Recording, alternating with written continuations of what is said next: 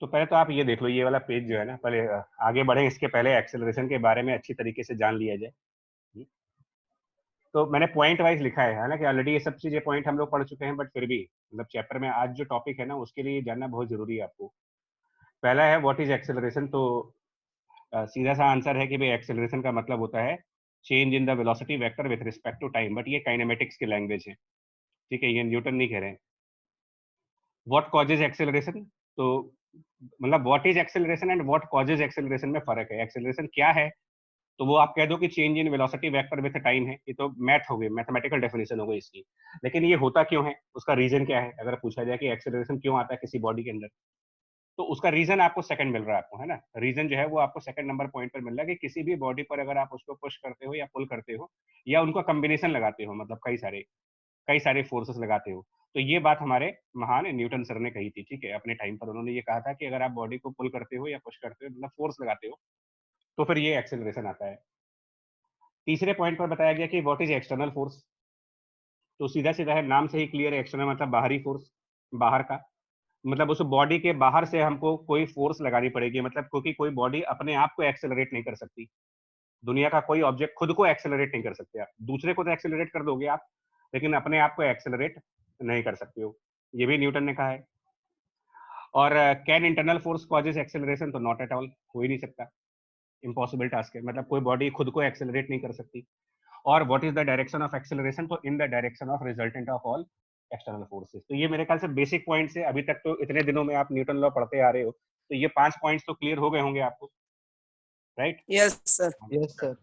But यही important है actually. और अब इसके आगे चलते हैं, आज हम लोग थोड़ा सा साइकिल चलाएंगे, बाइसाइकिल वाली बात चलेंगे, ठीक है ना, थोड़ा सा पैदल चलना है और पासवर्ड भी भैया सर। थोड़ा साइकिल पे चलेंगे आज। तो पहला ये है टॉपिक जो ये बचा हुआ था ना, कि वॉक करते समय फ्रिक्शन जो टायर्स पे लगता है, ये सब क्या होता है, इस तरीके से जो कंडीशंस हैं, तो ये फ्रिक्शन और उसका एक एग्जांपल है, फ्रिक्शन एंड वॉकिंग का एग्जांपल, कि हम चलते समय फ्रिक्शन किधर आता है। हाँ जी देव, साइकिल पासवर्ड इसीलिए साइकिल था आज। तो तो लेफ्ट साइड पर एक मोहतरमा है, इनको देखो आप, है ना, तो इनके बारे में फ्रिक्शन दिखाया गया है, इन्होंने बड़े अच्छे जूते पहन रखे हैं, देखो मैचिंग था, बिल्कुल टी शर्ट से मैच करता हुआ, उसमें रिबन लगी हुई है। तो लोगों को ये गलत फहमी है कि फ्रिक्शन जो है वो मोशन को अपोज करता है, ठीक है, ये एक बड़ी गलत फहमी है कि फ्रिक्शन जो है वो मोशन को अपोज करता है। अपनी लास्ट लाइन पढ़ो, friction is a nice thing when walking and driving, मतलब वैसे वो बुरा है, लेकिन आपके चलने के लिए और ड्राइव करने के लिए बहुत अच्छा है वो, ठीक है, मतलब आप फ्रिक्शनलेस सर्फेसेस पर फिसल जाते हो, स्लिप कर जाते हो, स्लिपरी सर्फेसेस होती है, तो स्लिपरी सर्फेसेस पे तो आप फिसल जाओगे, इसलिए आपको चलने के लिए अच्छी तरीके से अगर आप चलना चाहते हो तो फ्रिक्शन बहुत अच्छी चीज है, उसको आपको थैंक यू बोलना चाहिए, ठीक है, कि because of you we can walk and because of you we can drive our cycle and car. तो यहाँ पर फ्रिक्शन के लिए एक रिस्पेक्ट बढ़ जाती है मन में कि यार ये इतनी अच्छी चीज थी, इसके बारे में पहले मालूम ही नहीं था हमें, हम लोग हमेशा इसको ये सोचते थे कि ये मोशन को अपोज करता है। तो डिपेंडिंग ऑन सर्कमस्टांसेस फ्रिक्शन में बी डिजायरेबल और अनडिजायरेबल, मतलब ये दोनों चीजें हैं, कहते हैं मतलब कि दोस्त भी है और दुश्मन भी है, दोनों चीजें हैं, तो जरूरत पड़ने के हिसाब से होता है, ठीक है। अब राइट साइड वाले फिगर को देखोगे ना, अगर आप राइट साइड वाले फिगर को, तो यहाँ पर मैंने पॉइंट्स वाइज यहाँ पर सब कुछ हाईलाइटेड है। पहले क्या होता है कि पर्सन क्या करता है, नंबर 1 को आप देखो, पर्सन क्या करता है, पुशेस ऑफ द, मतलब ये पर्सन जो है ये ग्राउंड पर बैकवर्ड पुश करता है, ये लेफ्ट साइड की तरफ। हाँ अविघ्न, बात तो सही है। देखो पर्सन क्या होता है कि जब आप चल रहे होते हो तो आप ग्राउंड पर लेफ्ट साइड पुश करते हो और उसका रिएक्शन आपको फॉरवर्ड साइड मिलता है ना, इस फिगर को समझना है, ए वाली फिगर और बी वाली फिगर को ध्यान से देखो। तो पर्सन पर्सन ने सबसे पहले पर्सन ने पुश किया है, उसके बाद force exerted by the shoe on the ground is F on the ground. और अगर आप फिसल नहीं रहे हो ना, अगर shoes does not slip, do not slip का केस है, मतलब आप फिसल नहीं रहे हो। हाँ प्रणव जी एक में बता रहे हैं, बच्चे बता रहे हैं। तो आपको न्यूटन थर्ड लॉ से उसका एक रिएक्शन फोर्स मिलता है फॉरवर्ड साइड पर, मतलब आपको रिएक्शन मिलता है फॉरवर्ड साइड पर, उसी की वजह से आप चल पाते हो। ये पूरा कंसेप्ट समझो पहले आप। And if the surface was so slippery that there was no frictional forces the person would slip. Simple सा है, अभी आप पानी गिरा दो फर्श पे और चलो उसके ऊपर फिसल जाओगे, गिर जाओगे, तो वो ये कहना चाह रहे हैं। अब एक्चुअल में ये तो मैंने एक बेसिक एग्जांपल दिखाया है, लेकिन अगर आप रियल में बात करोगे तो रियल पिक्चर कुछ ऐसी है, रियल पिक्चर देख लो आप, ये ऐसी है, तो खाली पैर लेकर के आए हैं, बॉडी हमने घर पे छोड़ दी है, सिर्फ पैर लेकर के बाहर आए हैं आज। तो इसमें क्या कहना चाह रहे हैं कि दो तरीके के फोर्स लगते हैं एक्चुअल में।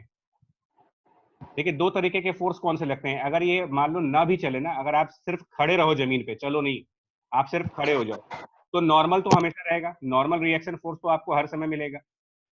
इवन अगर आप नहीं भी चलते हो तो आपको एक नॉर्मल रिएक्शन फोर्स हमेशा मिलेगा इस तरीके से अपवर्ड डायरेक्शन में। तो एक तो नॉर्मल कॉन्टैक्ट फोर्स हुआ, और एक फ्रिक्शनल फोर्स हुआ जो फॉरवर्ड साइड पे लग रहा है, फॉरवर्ड साइड पर फ्रिक्शनल फोर्स। यानी कुल मिलाकर के ग्राउंड आपके ऊपर दो तरीके के फोर्स लगाता है, एक नॉर्मल रिएक्शन फोर्स जो आपके वेट को सपोर्ट करता है, और एक फ्रिक्शनल फोर्स जो फॉरवर्ड डायरेक्शन में लगता है। ये दो फोर्सेस लगाते हैं हम लोग।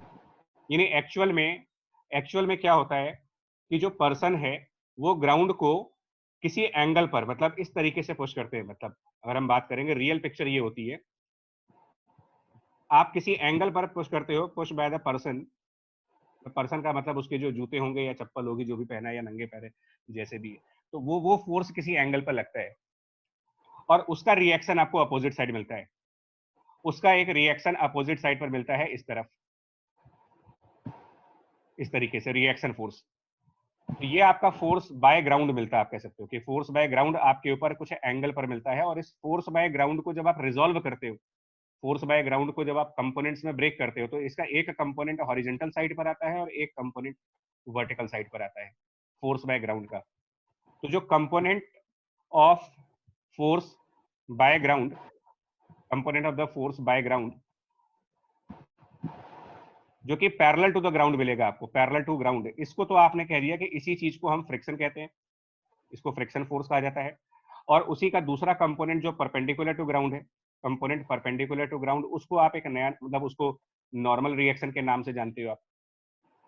यानी ग्राउंड एक्चुअल में जो फोर्स लगा रहा है वो किसी थीटा एंगल पे लगा रहा होगा, वर्टिकल से या हॉरिजॉन्टल से। उसका हॉरिजॉन्टल कंपोनेंट फ्रिक्शन के फॉर्म में, और फ्रिक्शन जो है हेल्प करता है आपको यहाँ पर, हेल्प इन वॉकिंग, ये आपको चलने में हेल्प कर रहा है। और नॉर्मल रिएक्शन फोर्स आपके वेट को सपोर्ट करता है, सपोर्ट योर वेट। ये कुल मिलाकर के ये है। और यानी कि जो फोर्स बाय ग्राउंड है ना, इसको हम कांटेक्ट फोर्स का नाम देते हैं। एक क्वेश्चन भी आप लोगों ने, कई लोगों ने एचसीवी में पूछा है, और उसका एक बड़ा अजीब सा डाउट आ रहा है। किसी क्वेश्चन में जब आपको कांटेक्ट फोर्स पूछा जाए ना, किसी भी क्वेश्चन में अगर ये कहा जाए कि कांटेक्ट फोर्स की वैल्यू बताइए, तो कांटेक्ट फोर्स का मतलब नॉर्मल से नहीं होता। कांटेक्ट फोर्स का मतलब बेसिकली अगर आपसे पूछा जाए तो वो नॉर्मल और फ्रिक्शन दोनों का रिजल्टेंट लगाओगे। कई लोग कांटेक्ट फोर्स सुनते ही उनके दिमाग में सिर्फ नॉर्मल घूमता है। नॉर्मल कांटेक्ट फोर्स का एक कंपोनेंट है। कांटेक्ट फोर्स के दो कंपोनेंट है, एक वर्टिकल डायरेक्शन में नॉर्मल, और एक हॉरिजॉन्टल डायरेक्शन में फ्रिक्शन। ये मैं इसलिए बता रहा हूँ कि एक क्वेश्चन था अभी रिसेंटली, और कई लोगों ने इसका डाउट पूछा हमसे। कई लोगों ने ये पूछा कि सर इसका आंसर एचसीवी से मैच नहीं कर रहा।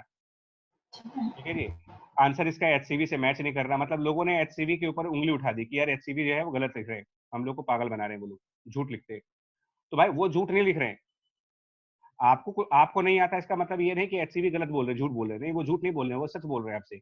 वो ये कहते हैं कि एक ब्लॉक को अगर हम पुल करते हैं, मान लो किसी ब्लॉक को अगर आप पुल करो बाय द फोर्स एफ, लेकिन ये पुल आपका इनसफिशियंट है, मतलब ये बॉडी आगे नहीं बढ़ पा रही है, और ये इनसफिशियंट का मतलब फ्रिक्शन को आप ओवरकम नहीं कर पाए। तो यहाँ पर अगर आपसे पूछा जाए कि जो फ्लोर है उसका कांटेक्ट फोर्स कितना होगा, अगर कोई पूछे कि what is contact force by the floor, तो कई लोग इसका आंसर क्या देते हैं, नॉर्मल। लेकिन अगर आपसे contact force by the floor पूछा जाएगा तो इसका आंसर नॉर्मल नहीं है। क्या आंसर होगा इसका पता है आपको? नॉर्मल नहीं होगा इसका आंसर। इसका आंसर कुछ और होगा। क्या होगा? क्योंकि जो आप जी, एक तो फ्रिक्शन पीछे लग रहा होगा और एक नॉर्मल भी लग रहा होगा, तो इनका रिजल्टेंट बताना है आपको। कांटेक्ट फोर्स अगर आपसे पूछा जा रहा है तो आप सिर्फ फ्रिक्शन भी होगा उसमें और नॉर्मल भी होगा, इनका रिजल्टेंट होगा एक यार। और इनका रिजल्टेंट आप लॉ ऑफ पैरेललोग्राम से लाओगे, by the law of parallelogram. HCV का ऑब्जेक्टिव क्वेश्चन है ये, और इसको हम आर से डिनोट कर देते हैं कांटेक्ट फोर्स के थ्रू। तो ये आर हम जब निकालेंगे कांटेक्ट फोर्स, तो इसकी वैल्यू बनेगी root of N square plus friction का स्क्वायर, और उसके अलावा इसका वेट डाउनवर्ड डायरेक्शन में कर रहा होगा, mg, फोर्स बाय ग्रेविटी नीचे की तरफ होगा mg। तो एक्चुअल में क्या होता है, एक्चुअल में यहाँ पर क्या होता है कि अगर आप कॉन्टैक्ट फोर्स की बात करेंगे तो इसके बारे में एक स्टेटमेंट कहा गया था कि फ्रिक्शन फोर्स, क्योंकि आप चल तो पा नहीं रहे हो इनसफिशिएंट से, तो इसका मतलब ये स्टैटिक फ्रिक्शन है। और अगर ये स्टैटिक फ्रिक्शन है तो फ्रिक्शन फोर्स की वैल्यू 0 से लेकर के और कहाँ तक हो सकती है, अगर हम स्टैटिक म्यूएसएन म्यूएसएन तक, ये कुछ भी हो सकता है, जीरो भी हो सकता है, म्यूएसएन भी हो सकता है, और उसके बीच में कोई भी वैल्यू बन सकती है, लेकिन नॉर्मल की वैल्यू हमेशा mg होगी। तो ये जो r है इसकी मिनिमम वैल्यू क्या बनेगी और मैक्सिमम वैल्यू क्या बनेगी, अगर आपसे पूछे जाए कि मिनिमम वैल्यू ऑफ r बता दो और मैक्सिमम वैल्यू ऑफ r बता दो, तो सर मिनिमम की फ्रिक्शन 0 ले लेंगे। हाँ, तो नॉर्मल तो होगा हमेशा, फ्रिक्शन 0 रख देंगे और हाँ, उसके लिए फ्रिक्शन मैक्स रख देंगे। जी, फ्रिक्शन को 0 कर दो, फ्रिक्शन को 0 करेंगे तो r की वैल्यू n के बराबर यानी mg, और मैक्सिमम के लिए फ्रिक्शन की मैक्सिमम वैल्यू पुट कर दो, तो वो रूट के अंदर नॉर्मल का स्क्वायर यानी mg का स्क्वायर और प्लस फ्रिक्शन का स्क्वायर, वो म्यू एस और mg का स्क्वायर। ये एचसीबी का एक ऑब्जेक्टिव क्वेश्चन है जिसमें लोगों ने आंसर मैच नहीं कर रहा था, उनका लग रहा था कि मेरा आंसर मैच नहीं कर रहा, वो इसलिए नहीं मैच कर रहा था कि आप क्वेश्चन को गलत तरीके से पढ़ रहे थे। कॉन्टैक्ट फोर्स जब पूछा जाएगा तो ध्यान रखना, नॉर्मल और फ्रिक्शन का रिजल्टेंट बताओगे आप वहां पर। अगर वो नॉर्मल कॉन्टैक्ट फोर्स के नाम से पूछते हैं कि फाइंड द नॉर्मल फोर्स, फिर तो क्लियर हो गया कि एन पूछा जा रहा है आपसे। तो यही चीज आपके वॉक करने पर भी होती है, वॉक करते समय भी आपका जो टोटल फोर्स है, जो कॉन्टैक्ट फोर्स है ना, वो किसी एंगल पर लग रहा होता है। उसके दो कंपोनेंट्स हैं, एक आपकी बॉडी की वेट को सपोर्ट करता है, जितने भारी आप होगे उसके हिसाब से नॉर्मल लगेगा, और एक आपके फ्रिक्शन फोर्स को सपोर्ट करता है। अब मान लेते हैं सर मतलब ब्लॉक ने भी इसी एंगल पे, मतलब किसी एंगल पे ही जमीन पे फोर्स लगाया होगा तभी हाँ, वो जमीन बिल्कुल। अब मान लेते हैं कि जो आपकी बॉडी है, मान लो आपकी जो भी बॉडी होगी उस बॉडी का कुछ वेट होता है ना, तो बॉडी का वेट हम कुछ मान लेते हैं, मतलब उसका मास, जो बॉडी है उसका कुछ मास कितना है। ब्लॉक तो सिर्फ नॉर्मल लगाएगा ना, वो फोर्स तो हम लोग बाहर से लगा रहे हैं। कौन सा फोर्स? वो पुल हाँ, तो वो हम लोग लगा रहे हैं ना, ब्लॉक हाँ तो तो सिर्फ नॉर्मल लगाएगा। हाँ, ब्लॉक नहीं, ग्राउंड नॉर्मल लगाएगा। ग्राउंड और ब्लॉक एक दूसरे पर नॉर्मल रिएक्शन लगा रहे हैं और ग्राउंड और ब्लॉक एक दूसरे पर फ्रिक्शन फोर्स लगा रहे हैं। जी सर। देखिए मैं आपको यहाँ पर क्वेश्चन समझा रहा हूँ कि मान लो आपकी बॉडी का जो वेट है वो सपोज करें कि 60 किलोग्राम का आपका बॉडी है, मान लेते हैं 60 किलोग्राम के हैं, और आप जिस सरफेस के ऊपर चल रहे हैं वहां पर कोफिशिएंट ऑफ फ्रिक्शन की वैल्यू मान लो 0.5 है, मान लेते हैं, और हम एयर रेजिस्टेंस को नेग्लेक्ट करते हैं, लेकिन हालांकि ये होता नहीं है, क्योंकि कोई भी चीज अगर चलेगी तो एयर रेजिस्टेंस जरूर आएगा उसके अंदर। फिलहाल हम ये मानते हैं कि आपका एयर रेजिस्टेंस 0 है। तो ऐसे में आप ये बताओगे कि नॉर्मल की वैल्यू क्या बनेगी आपके ऊपर, नॉर्मल की वैल्यू क्या बन जाएगी, बताएंगे? अगर आपकी बॉडी 60 किलोग्राम की बॉडी है तो नॉर्मल कितने किसके बराबर बनेगा यहाँ पर? और एक और देखिए, मैं इस रेड वाले फोर्स को भी दिखाता हूँ, मतलब आप जमीन पर दो फोर्स लगाते हो, आप जमीन को हॉरिजेंटली पुश करते हो और आप जमीन को डाउनवर्ड भी पुश करते हो, दो तरफ करते हो। आपका जो पैर होता है ना, आपका पैर वो ग्राउंड को बैकवर्ड पुश करता है बाय द फोर्स मान लो कैपिटल एफ से, और आप उस जमीन को फॉरवर्ड डाउनवर्ड भी पुश करते हो बाय द फोर्स, उसको तो एन कहेंगे। तो जितना ये जो कैपिटल एफ है ये आपकी वजह से है, मतलब your force on the ground, उसका रिएक्शन फ्रिक्शन के फॉर्म में आता है, यानी जितना हार्ड आप ग्राउंड को पुश करेंगे उतना ही ज्यादा फ्रिक्शन फोर्स आएगा। यही पॉइंट पीछे लिखा हुआ है, फ्रिक्शन उसका रिएक्शन होता है यार। पहले force exerted by shoe on the ground आएगा, उसके बाद force due to static friction, वो उसके एज अ रिएक्शन के फॉर्म में आएगा, न्यूटन थर्ड लॉ के हिसाब से आएगा। तो अगर हम ये मान लेते हैं कि आपकी बॉडी 60 किलोग्राम की है और आप जो फोर्स ग्राउंड पे लगा रहे हो कैपिटल एफ, सपोज करो कैपिटल एफ की वैल्यू, फ्रिक्शन की लिमिटिंग वैल्यू पहले निकाल लेते हैं, फ्रिक्शन की लिमिटिंग वैल्यू क्या बनेगी यहाँ पर, ठीक है ना? अगर आपकी बॉडी 60 किलोग्राम की है तो आपका नॉर्मल रिएक्शन फोर्स 60 इंटू जी के बराबर हो जाएगा, यानी नॉर्मल रिएक्शन हो गया 600। फ्रिक्शन की मैक्सिमम वैल्यू क्या बन जाएगी यहाँ से, अगर हम कैलकुलेट करें कि फ्रिक्शन मैक्सिमम कितना, 300 न्यूटन। तो अगर आप ग्राउंड को 300 न्यूटन से ज्यादा फोर्स लगा के पुश करते हो, मतलब अगर आपका हॉरिजेंटल वाला फोर्स 300 न्यूटन से ज्यादा है, तो आप स्लिप करके चलोगे या बिना बिना फिसले हुए चलोगे? मतलब कई बार होता है चलते समय हम फिसल जाते हैं, तो चलते समय हम क्यों फिसल जाते हैं, चलते समय हम क्यों फिसल जाते हैं, है ना? क्योंकि फ्रिक्शन की तो लिमिट है ना, आप आपकी आपके आपकी कोई लिमिट नहीं है, आप तो जितना मर्जी ताकत से पैर दबा दो, आप तो अनलिमिटेड हो। आपके लेग में मसल स्ट्रेंथ बहुत ज्यादा हो गई है, आपकी मसल्स बड़ी स्ट्रांग हो गई हैं, तो आप तो जमीन को बिल्कुल रगड़ डालो, चढ़ जाओ उसके ऊपर। तो आप जो फोर्स लगा रहे हो कैपिटल एफ का, वो तो आप अपनी मर्जी के हिसाब से लगा लो। आपने कहा कि आज हम ग्राउंड को रगड़ डालेंगे, 500 न्यूटन का फोर्स लगाएंगे इधर पैरेलल में, ग्राउंड के पैरेलल में आज 500 न्यूटन का फोर्स आप लगाओगे, तो ग्राउंड कह रहा लगा लो तुम 500 न्यूटन का फोर्स। फ्रिक्शन 300 न्यूटन से ज्यादा हो नहीं सकता, अब तुम लगाओ 500 न्यूटन, क्या होगा उसका रिएक्शन, क्या हो जाएगा? गिरा देगा सर जी। फिसल जाएंगे। जाएंगे और आपका पैर पीछे फिसल जाएगा, पैर पीछे की तरफ फिसलेगा, क्योंकि पीछे ज्यादा फोर्स हो गई। और जब पैर पीछे फिसलेगा तो बॉडी आगे गिरेगी धड़ से। सारा जो यस, मतलब स्लिप कर जाओगे आप। यानी यूं कह लीजिए कि अगर फ्रिक्शन कम है और आपने बहुत ज्यादा हार्ड प्रेस कर दिया उसको, बहुत ज्यादा हार्ड प्रेस कर दिया, तो आप स्लिप कर जाओगे। सर मतलब फ्रिक्शन से अगर हल्की फोर्स ज्यादा हुई तो स्लिप कर जाएंगे। हाँ, पहले हम फोर्स लगाते हैं, बाद में फ्रिक्शन आता है। तो फ्रिक्शन आपकी अप्लाई की गई फोर्स के अपोजिट और उसके बराबर आएगा, लेकिन फ्रिक्शन के बारे में एक लिमिट कही जाती है कि एक पर्टिकुलर वैल्यू से ज्यादा वो लग ही नहीं सकता। और आप कसम खा के बैठे हो कि आज हम 1000 न्यूटन की फोर्स लगाएंगे, तो ग्राउंड कह रहा है मुझे कोई दिक्कत नहीं, आप 1000 क्या 2000 न्यूटन का फोर्स लगाओ, गिरना आपको है। अगर आप बिना स्लिप किए हुए चलना चाहते हो तो आप अपना ग्राउंड पर फोर्स उसी हिसाब से लगाइए जिस हिसाब से फ्रिक्शन वहां पर अवेलेबल है। अब मैंने एक हिंट दी है, एचसीवी में एक और क्वेश्चन है कि आइस ट्रैक के ऊपर हम छोटे छोटे कदम क्यों लगाते हैं, मतलब स्मॉल स्टेप्स क्यों लगाते हैं? सर ज्यादा फोर्स लगाएंगे तो फिसलेंगे, कम फोर्स लगाएंगे ना ऐसा आंसर मैं अभी आंसर मत बताओ आप, मैंने लोगों को बता दिया है कि अगर लोगों को चलने वाली फिजिक्स समझ में आ जाएगी तो अपने आप वो आंसर ढूंढ लेंगे उसका। हिंट मत करो अभी। सर एक बार क्वेश्चन रिपीट करिए। एचसीवी का ऑब्जेक्टिव क्वेश्चन है कि जो स्नो ट्रैक होती है ना, जहां पर बर्फ वाली ट्रैक होती है, स्नो ट्रैक, उस पर आदमी छोटे छोटे स्टेप लेता है, और जितनी रफ सरफेस होती है वहां बड़े बड़े स्टेप लेके भागता है। जैसे पानी पड़ा है जमीन पे, मान लो पानी पड़ा है, तो आपको पता है कि अगर बहुत लंबे लंबी छलांग लोगे, तेज भागोगे तो फिसल जाओगे। तो स्लिपरी सरफेस पे आप धीरे धीरे नहीं कदम चलते हो, छोटे छोटे स्टेप ही लेते हो। एंगल कम लगाते हैं सर। तो मुझे नहीं पता क्या करते हो आप, लेकिन ये आप देख लो क्यों करते हो। मैं आंसर दूंगा ही नहीं इसका।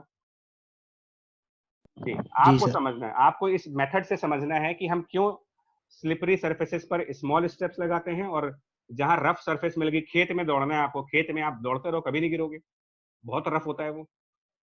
लेकिन घर की फर्श जहां पर बिल्कुल अभी नई नई टाइल्स बिछी है, उस पर दौड़ के दिखाओ तो आप दौड़ो, अगले दिन कहाँ मिलोगे आप ही को पता है।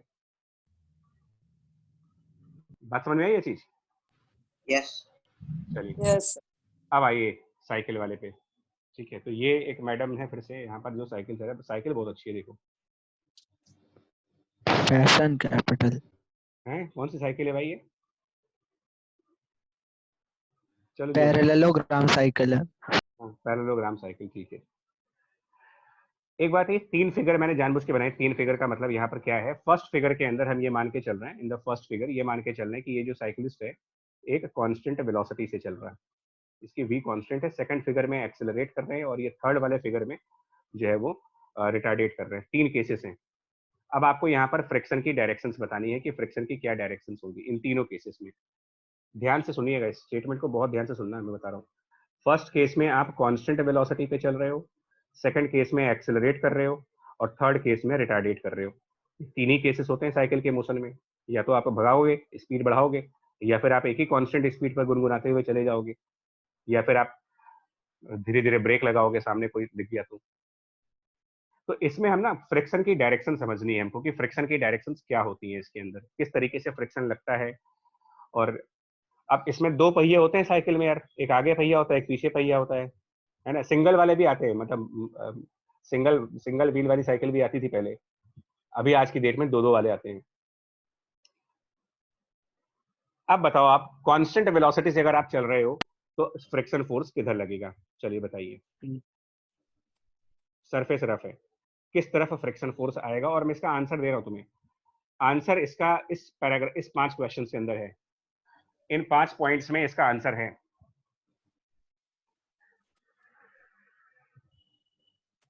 आप लोग वॉक भी करते हो, साइकिलिंग भी करते हो, आज उसकी फिजिक्स पढ़ लो आप, क्या कंसेप्ट है उसके पीछे।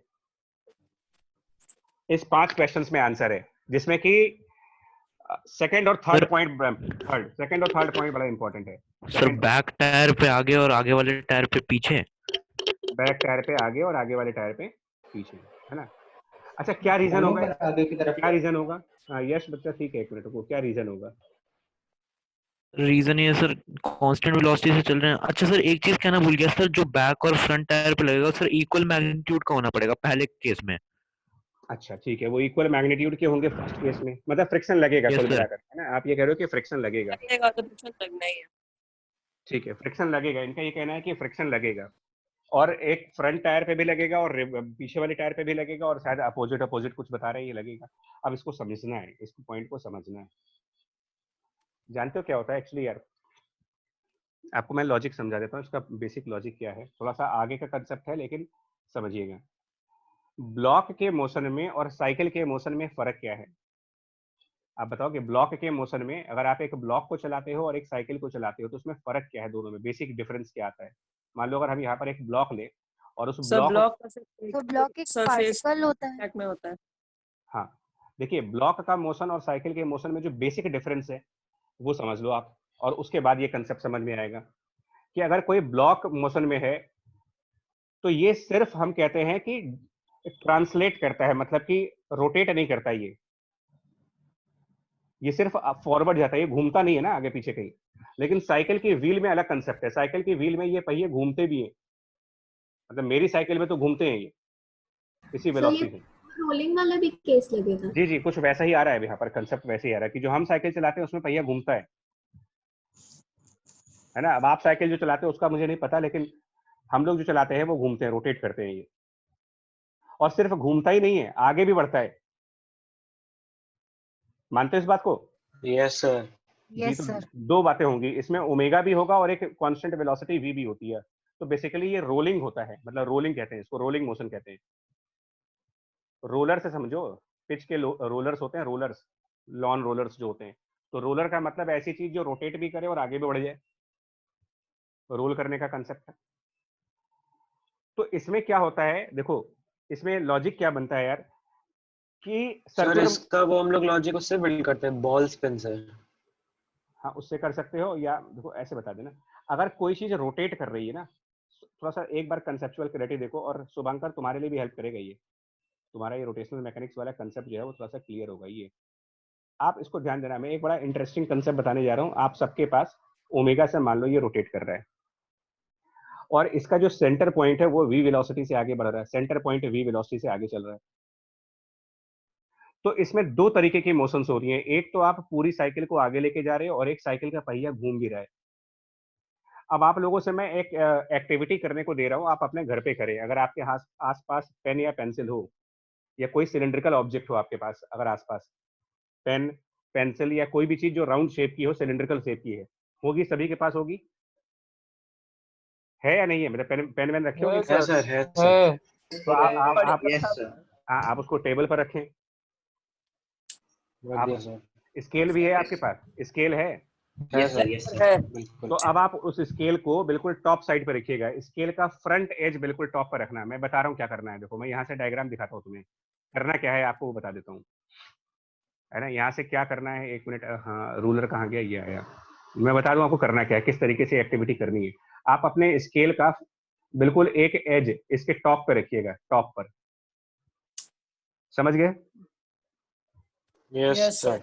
और अब आप स्केल को फॉरवर्ड पुश करें, स्केल को फॉरवर्ड पुश करिए, नीचे वाला जो सिलेंडर है वो रोल करके आगे बढ़ जाएगा। यस सर, बढ़ तो रहा है। यस सर, कर रहा है इस तरह कर रहा है, लेकिन एक बात समझना है, स्केल का बिल्कुल राइट वाला एज हमने ऊपर रखा था, मतलब स्केल का राइट वाला एज जो है वो सेंटर के ऊपर था, लेकिन जब आप स्केल को पुश कर रहे होगे तो धीरे धीरे स्केल जो है इससे आगे निकलती चली जाएगी। Yes sir. स्केल आगे निकल जाएगी और वो नीचे सिलेंडर पीछे रह जाएगा। यस सर, ये भी है। नहीं हो रहा है कि साथ साथ चल रहे हैं? आप बताओ। सर नहीं आगे सर सर वो ज्यादा देर तक करते तो आगे चली जाती स्केल, वो पीछे रह जाता है। मतलब देखो ये हम कह रहे हैं कि ये सिचुएशन है हमारे पास, ठीक है, ये सिचुएशन है। क्या आपके पास ऐसा हो रहा है कि ये सिलेंडर आगे, मतलब ये जो सिलेंडर यहाँ पर था, ठीक है, क्या ऐसा हो रहा है क्या कि ये सिलेंडर आगे बढ़ा और स्केल जो है वो इसके साथ बिल्कुल ऐसे आगे बढ़ी, मतलब उसका राइट वाला एज अभी नहीं सर, ऐसा नहीं नहीं नो होगा, सर, सर ऐसा नहीं स्केल होगा। आगे निकलता जा रहा है सर। स्केल थोड़ी आगे निकल जाएगी। Yes sir. क्यों क्यों? सर क्योंकि शायद से स्केल उसके सरकमफेरेंस के अलोंग उसको पुश कर रही है, तो इस वजह से वो मेन सेंटर से थोड़ा पीछे रहेगा। स्केल सिर्फ ट्रांसलेटरी मोशन कर रही है, जबकि जो सिलेंडर है वो दोनों टाइप के मोशन कर रहा है। राइट, स्केल सिर्फ ट्रांसलेट कर रहा है, नीचे वाली सिलेंडर रोल कर रही है, तो ट्रांसलेटरी मोशन और रोलिंग मोशन के कॉन्टेक्ट में फर्क होता है। इनफैक्ट अगर आप सही से ईमानदारी से ये एक्सपेरिमेंट करो तो मैं बता रहा हूँ एक रिजल्ट आपको ये मिल जाएगा। मान लो अगर आप थोड़ा सा रोल करके देखो और मान लो स्केल ऐसे हो गई, तो यानी स्केल सिलेंडर से कितना आगे निकल गई है ये बताओ आप।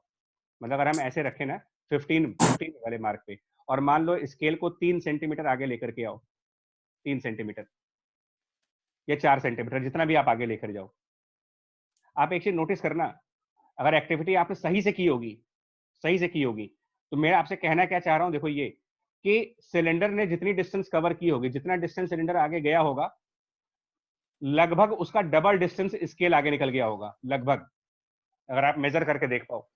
यस ऑलमोस्ट, अगर परफेक्ट तरीके से एक्सपेरिमेंट करेंगे तो स्केल बहुत आगे निकल जाती है। और स्केल से नहीं कर पा रहे, फिंगर से कर लो, फिंगर रख लो ऊपर, आप पेंसिल के ऊपर फिंगर रख करके रोल करो जरा उसको, और फिंगर का जो नेल्स है ना, नेल्स रखना उसके ऊपर, और फिंगर से पुश करो उसको जरा, पेंसिल के ऊपर रख करके और फिंगर से पुश करो आप देखो आपकी फिंगर आगे निकल जाएगी। सर काफी जल्दी आगे निकल गई। यस सर, बहुत सिंपल एक्टिविटी है रोलिंग समझने के लिए। और ऐसा क्यों हुआ भाई, ये सब हुआ क्यों हुआ ये सब? सर बिकॉज वो सिलिंड्रिकल वाला पोर्शन 2 मोशन का रहा और ये सिर्फ एक। जी, अभिज्ञान बिल्कुल डबल आएगा, लगभग डबल। एक्चुअली आप बता रहा हूँ इसकी कहानी क्या है, ये सब क्यों होता है, ये सब आपको समझा देता हूँ, है ना। इसको थोड़ा सा आप समझ लेते हैं, उसके बाद थोड़ा सा आगे बढ़ते हैं। एक्चुअली क्या होता है कि जब कोई चीज रोल करती है तो उसमें 2 तरीके की वेलोसिटीज आती हैं। एक सर्कुलर मोशन करने की वजह से इस सर्किल का जो बॉटम पॉइंट होता है किधर जाएगा, अगर इसको हम क्लॉकवाइज रोटेट करेंगे तो ये पॉइंट किधर जाएगा, मैं करके दिखा देता हूँ, ये भी करके दिखा देता हूँ। ये चीज है, अगर मैं इसको देखो, मैं यहाँ से रोटेट करूंगा तो आप इसके बॉटम पॉइंट को चेक करना है, मैं इसको लिख दे रहा हूँ, बॉटम पॉइंट बी। मुझे सिर्फ ये बताना कि बी वाला पॉइंट लेफ्ट जाएगा या राइट साइड जाएगा, अगर मैं इस चीज को क्लॉकवाइज घुमाऊंगा तो मैं इसको अब क्लॉकवाइज रोटेट करूंगा, लेफ्ट साइड, लेफ्ट साइड जाएगा। सिंपल। आपके सामने ये बॉक्स घूम रहा है ना, आपके सामने ये ऐसे रख देते हैं, ठीक है, ऐसे रख देते हैं इस बॉक्स को। अब अगर इसको घुमाएंगे तो इसका जो नीचे वाला वर्टेक्स है वो किधर जाएगा, लेफ्ट साइड जा रहा है कि राइट साइड जा रहा है? लेफ्ट जा रहा है। और टॉप वाला वर्टेक्स राइट साइड राइट जा रहा है। हाँ, तो एक्चुअली यही होता है कि जब ये ओमेगा से घूमता है तो टॉप वाला पॉइंट फॉरवर्ड डायरेक्शन में चलता है और बॉटम वाला पॉइंट बैकवर्ड डायरेक्शन में चलता है।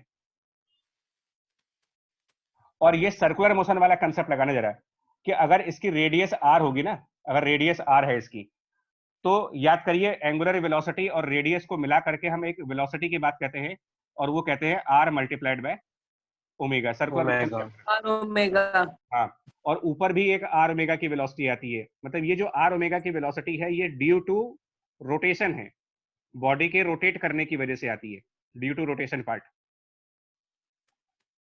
रोटेट करने की वजह से। अच्छा, अगर मैं रोटेट करने की बजाय इसको सिर्फ ट्रांसलेट करूंगा, अब आप दूसरे वाले फिगर को देखो, सेकंड वाले फिगर को, बॉक्स वाले को, और आप मुझे सिर्फ ये बताना, मैं आपसे कुछ क्वेश्चन पूछूंगा, बड़ा कितना सिंपल है, एक्टिविटी करके देखा जाए। इस बॉक्स के अंदर एक ए पॉइंट दे दिया, इस बॉक्स के अंदर एक बी पॉइंट कह दिया, इस बॉक्स के अंदर कोई ई पॉइंट कह दिया। अब मुझे बताना है कि अगर मैं इस बॉक्स को सिर्फ स्लाइड करूं, स्लाइड, रोटेट नहीं, स्लाइड करूं, तो कौन सा पॉइंट ज्यादा आगे निकल जाएगा, ए वाला पॉइंट, बी वाला या ई वाला, या सब बराबर डिस्टेंस आगे चलेंगे? अगर बी वाला बराबर चलेंगे, केवल ट्रांसलेट कर रहे हैं बराबर। तो अगर कोई बॉडी स्लाइड करती है तो उसके सारे पॉइंट्स सेम वेलोसिटी पे चलते हैं, लेकिन अगर कोई बॉडी रोटेट करती है तो कुछ पॉइंट्स आगे की तरफ जाते हैं और कुछ पॉइंट्स पीछे की तरफ जाते हैं। एक बार फिर आप रोटेशन देख लो, सामने एग्जांपल चल रहा है, इसको अगर हम घुमाएंगे तो कुछ पॉइंट्स फॉरवर्ड डायरेक्शन में जाएंगे, कुछ पॉइंट्स बैकवर्ड डायरेक्शन में जाएंगे। दिख रहा है आपको ये? Yes sir. तो Yes. यही केस यहाँ पर भी होता है। एक्चुअली व्हील्स में क्या होता है, दोनों तरीके की चीजें होती हैं। तो व्हील का जो बॉटम मोस्ट पॉइंट होता है, सबसे नीचे वाला पॉइंट, बॉटम मोस्ट पॉइंट, ये व्हील के रोटेट करने की वजह से तो पीछे जाता है, व्हील के रोटेट करने की वजह से तो पीछे जाता है, लेकिन साइकिल के आगे बढ़ने की वजह से ये पॉइंट आगे की तरफ भी आता है। मतलब इसमें दो वेलोसिटीज होती है। एक्चुअली इसमें दो वेलोसिटीज क्रिएट होंगी। एक, साइकिल आगे मूव कर रही है इसलिए सारे पॉइंट्स आगे जाएंगे, लेकिन वो पहिया घूम भी रहा है तो घूमने की वजह से वो पॉइंट पीछे की तरफ भी जाते हैं। यानी इसमें हम बॉटम पॉइंट पर दो वेलोसिटी दिखाएंगे, एक ओमेगा वाली वेलोसिटी जिसको आर ओमेगा कहते हो, और एक वो वेलोसिटी जो साइकिल की वेलोसिटी है। अब इसके टॉप मोस्ट पॉइंट पर बताओ, टॉप मोस्ट पॉइंट पर क्या होगा? R omega plus V. दोनों एक ही डायरेक्शन में वेलोसिटीज होंगी। दोनों एक डायरेक्शन में नहीं आ जाएंगे? Yes sir. तो क्या टॉप मोस्ट पॉइंट की वेलोसिटी साइकिल की वेलोसिटी से ज्यादा नहीं हो गई? सर हो गई ज्यादा। हो गई। इसीलिए वो केस हुआ था कि जो आपका फिंगर था टॉप पॉइंट पर, वो फिंगर ज्यादा तेज निकलता है, टॉप पॉइंट ज्यादा तेज चलता है। फिंगर को आपने सिलेंडर के टॉप पॉइंट पर रख के पुश करोगे तो टॉप पॉइंट फास्ट चलता है और सिलेंडर का सेंटर स्लो चलता है। तो सिलेंडर कम डिस्टेंस कवर करेगा और टॉप पॉइंट पर रखा गया फिंगर ज्यादा डिस्टेंस कवर कर जाएगा, इनफैक्ट डबल डिस्टेंस कवर करेगा वो। Yes sir. ये कंसेप्ट ऑफ रोलिंग पे आता है, लेकिन इसका डिटेल डिस्कशन रोटेशनल मैकेनिक्स में होता है, अभी नहीं करते हम लोग। रोटेशनल मैकेनिक्स में रोलिंग मोशन का एक स्पेशल चैप्टर है, कंप्लीट चैप्टर है इसके ऊपर, जहां पर ये सारे कंसेप्ट आपको बताए जाएंगे। मैं सिर्फ ये समझाना चाह रहा हूँ कि रोलिंग मोशन और स्लाइडिंग मोशन में फर्क होता है, ये बात ध्यान रखिएगा। तो फ्रिक्शन आप स्लाइडिंग मोशन में अलग तरीके से देखते हो, लेकिन रोलिंग मोशन में अलग तरीके से देखा जाएगा। और क्योंकि अभी हम लोग उतने कैपेबल नहीं है, रोटेशनल मैकेनिक्स हमने नहीं पढ़ा है अभी, तो हम हो सकता है कि बहुत अच्छी तरीके से इसके आंसर ना दे पाए, हो सकता है कि अभी हमको आंसर ना दे पाए। रोलिंग फ्रिक्शन नहीं कह रहा हूं यार, रोलिंग मोशन कह रहा हूं, रोलिंग फ्रिक्शन अलग है, उसको छोड़ दो अभी। तो अब आप अपना आंसर इससे देना, अब अपना आंसर आप इन पॉइंट से दीजिएगा। What is acceleration, what causes acceleration, what is external force and can internal force causes acceleration and what is the direction of acceleration. इन सारे पॉइंट्स को लीजिए। ये बताइए, ये पॉइंट क्लियर हो गया तो आगे बढ़े यार। बताओ आप रोलिंग और इसका बेसिक डिफरेंस। क्लियर हो गया। एक्टिविटी करके दिखा दी आपको, आप एक्टिविटी करके देख लीजिए, इसको आपको समझ में आ जाएगा। क्लियर हो गया है ना? ये अगर आप किसी चीज को रोल कराओगे तो टॉप पॉइंट वाली चीज आगे निकल जाएगी, सेंटर पीछे रह जाता है, क्योंकि टॉप पॉइंट ज्यादा फास्ट चलता है। क्यों फास्ट चलता है? क्योंकि टॉप पॉइंट पर दो तरीके से वेलोसिटी जनरेट हो जाती है, एक फॉरवर्ड डायरेक्शन में चलने वाली वेलोसिटी और एक रोटेट करने की वजह से वेलोसिटी आती है। और रोटेट करने की वेलोसिटी, मैं बार बार कह रहा हूं आपसे, किसी भी बॉडी को आप रोटेट करके देख लीजिए, अपने आप करके देखो। इसको मैं ऐसे रख के दिखाता हूं आपको, ऐसे रख के।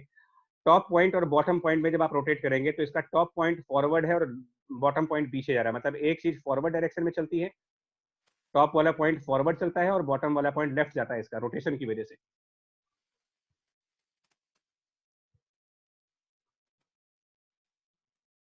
जी, जनरल प्लेन मोशन की बात कर रहे हैं इसको। तो साइकिल वाइकिल के कंसेप्ट वैसे बहुत डिटेल में टफ है, बहुत टफ कंसेप्ट है, जानते हो, बहुत ही टफ कंसेप्ट है।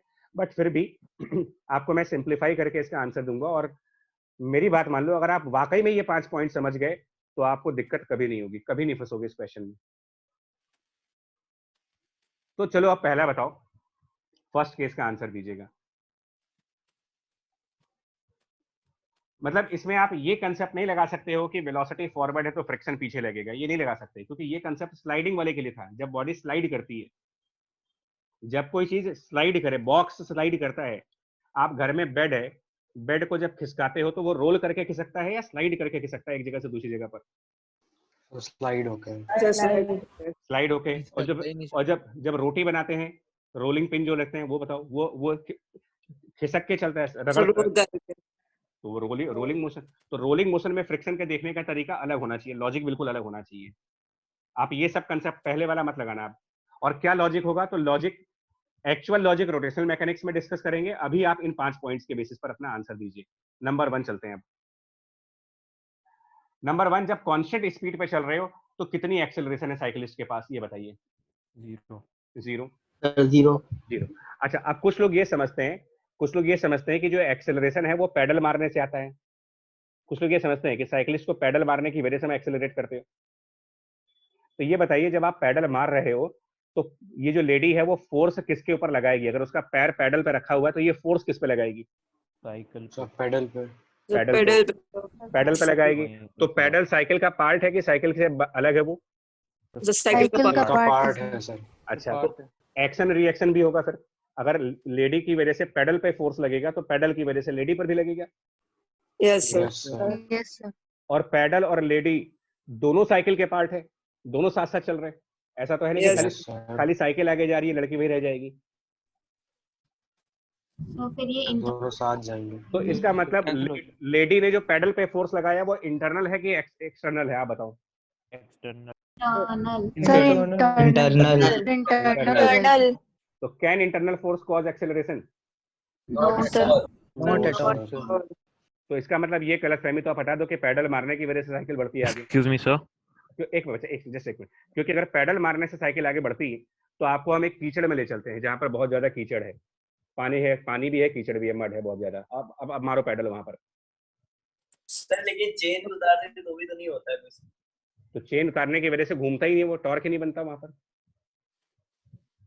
चलो चेन नहीं उतरी हम कह रहे हैं, लेकिन बहुत बड़े कीचड़ में फंस गए हो आप। चलाओ अब मारो पैडल जितना मारना है, साइकिल को आगे बढ़ा के दिखा दो। सब बढ़ेगी नहीं, वहीं बैठ जाएगी। तो ये पॉइंट क्लियर हो गया ना कि पैडलिंग की वजह से एक्सेलरेशन नहीं है। यस सर, बिल्कुल नहीं। तो फिर पैडलिंग की वजह से क्या है? फिर पैडल क्यों मारते हैं? पागल है क्या? हम लोग पैडल मार रहे हैं। Excuse me sir. हाँ बच्चे बताओ। सर आप वो जो मतलब जो साइकिल पे बैठी है और वो साइकिल, दोनों को सिस्टम कंसीडर करके कह रहे हैं ना कि एक्सेलरेशन नहीं है। सिस्टम कंसीडर है ही है, वो सिस्टम अलग है ही नहीं ना। ओके ये सर, वो सर हाँ, बट सर साइकिल के रिस्पेक्ट में तो जो वो जो फोर्स लगाएगी वो तो साइकिल के रिस्पेक्ट में तो उसके लिए एक्सटर्नल फोर्स है वो ना। अगर आप सिर्फ साइकिल को पिक्चर में रखते हो और लेडी को पिक्चर से बाहर रखते हो तो फिर वो पैडल वाला फोर्स एक्सटर्नल है। लेकिन लॉजिक ही नहीं बनता है लेडी को बाहर रखने का। मतलब लॉजिक नहीं बनता ना। हाँ बात सही है। ऐसे ही कार वगैरह में होता है, कुछ लोग सोचते हैं कि इंजन की वजह से एक्सेलरेट हो रहे हो। इंजन की वजह से एक्सेलरेट हो गए? नहीं सर, वो तो इंटरनल हो जाएगा, कार का पार्ट है। इंजन कार के अंदर ही है, बाहर नहीं है। ये सब इंटरनल फोर्सेस हैं। तो इनका काम क्या है बता दूं। पैडल मारने से क्या होता है बताओ आपको? पैडल मारने से बेसिकली आप क्या करते हो? रोटेशन।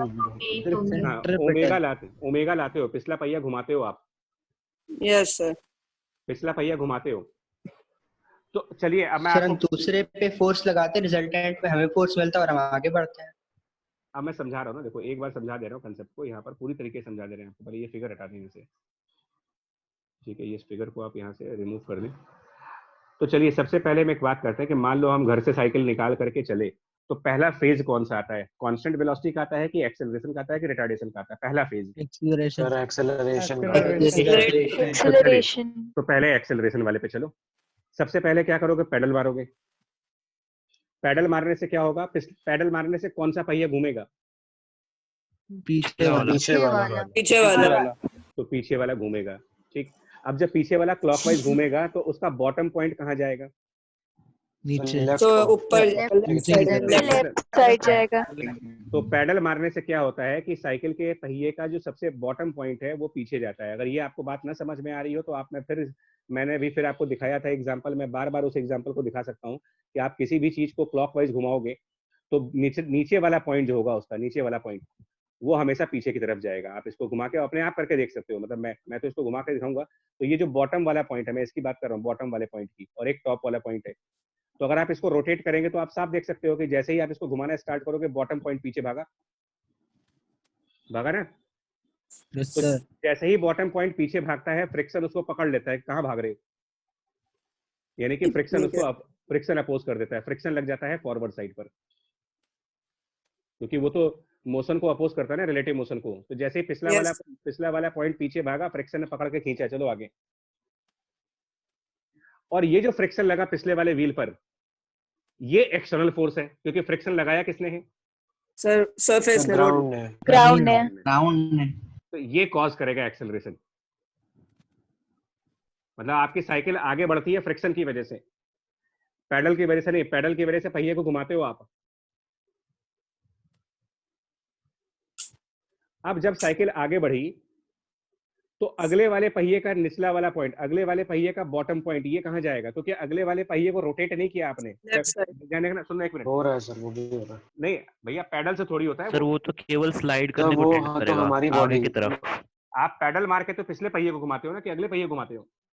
नहीं सर, पिछले भैया को। तो पहले पिछले पहिए को सीक्वेंसिंग देखो, सबसे पहले पिछला पहिया घूमा, जिसकी वजह से फ्रिक्शन आया फॉरवर्ड, उस फॉरवर्ड फ्रिक्शन ने पूरी साइकिल को फॉरवर्ड एक्सेलरेट कर दिया। Yes, और जब उसकी वजह से आगे कपल अब जब पूरी साइकिल फॉरवर्ड एक्सेलरेट हो जाएगी तो ये पॉइंट भी आगे भागेगा, अगले पहिए मतलब फ्रंट व्हील फॉरवर्ड जाएगी, और जब फ्रंट व्हील फॉरवर्ड जाएगी, फ्रंट व्हील फॉरवर्ड जाएगी तो फ्रिक्शन वहां पकड़ करके उसको पीछे आ जाएगा, फ्रंट व्हील पे फ्रिक्शन पीछे हो जाएगा। अब मैं आपको एक और कंसेप्ट बताने जा रहा हूँ सर। जी सर, इसमें आगे वाले पहिए में भी तो पर ओमेगा घूमेगा तो वैसे ही ना। दोनों बता रहे हैं, Yes, मैं कंसेप्ट बता रहा हूँ। अब मैं आपको एक और एक्सरसाइज करने को दूंगा और आप एक्सरसाइज खुद करेंगे, ताकि आपको ये सारे कंसेप्ट अच्छी तरीके से समझ आए। जो मैं आपको बोल रहा हूँ ना, ये कंसेप्ट आपको समझने के लिए मैं आपको ये सारा कुछ करा रहा हूँ आज। जो भी मैं आपसे कराऊंगा ना, ये आपको समझाने के लिए। आप स्केल को वर्टिकल सेंस में रख दीजिए, स्केल अपनी कॉपी पर ऐसे वर्टिकल डायरेक्शन में रखिए, ठीक है? और इसके बॉटम पॉइंट को आप पुश करो लेफ्ट साइड पर, और मुझे ये बताओ कि ये स्केल क्लॉकवाइज घूमता है कि एंटी क्लॉकवाइज घूमता है, बस इतना बता दो। इसके बॉटम को लेफ्ट साइड पुश करके। एंटी क्लॉकवाइज तो यानी किसी भी ऑब्जेक्ट के बॉटम पर अगर आप लेफ्ट साइड फोर्स लगाओगे तो उसमें क्लॉकवाइज रोटेशन स्टार्ट हो जाएगी। Yes sir. माना आपने इसको करके देख लिया आपने? Yes sir. Yes sir. यही काम फ्रंट व्हील पे हो रहा है। फ्रंट व्हील के बॉटम पर लेफ्ट साइड फ्रिक्शन लगा है, फ्रंट व्हील के बॉटम पर लेफ्ट साइड फ्रिक्शन लगा, जिसकी वजह से फ्रंट व्हील रोटेट करना स्टार्ट कर देती है। मतलब पिछले पहिए का तो आप पैडल से घुमाते हो, अगले पहिए को ग्राउंड के फ्रिक्शन से घूमता है वो।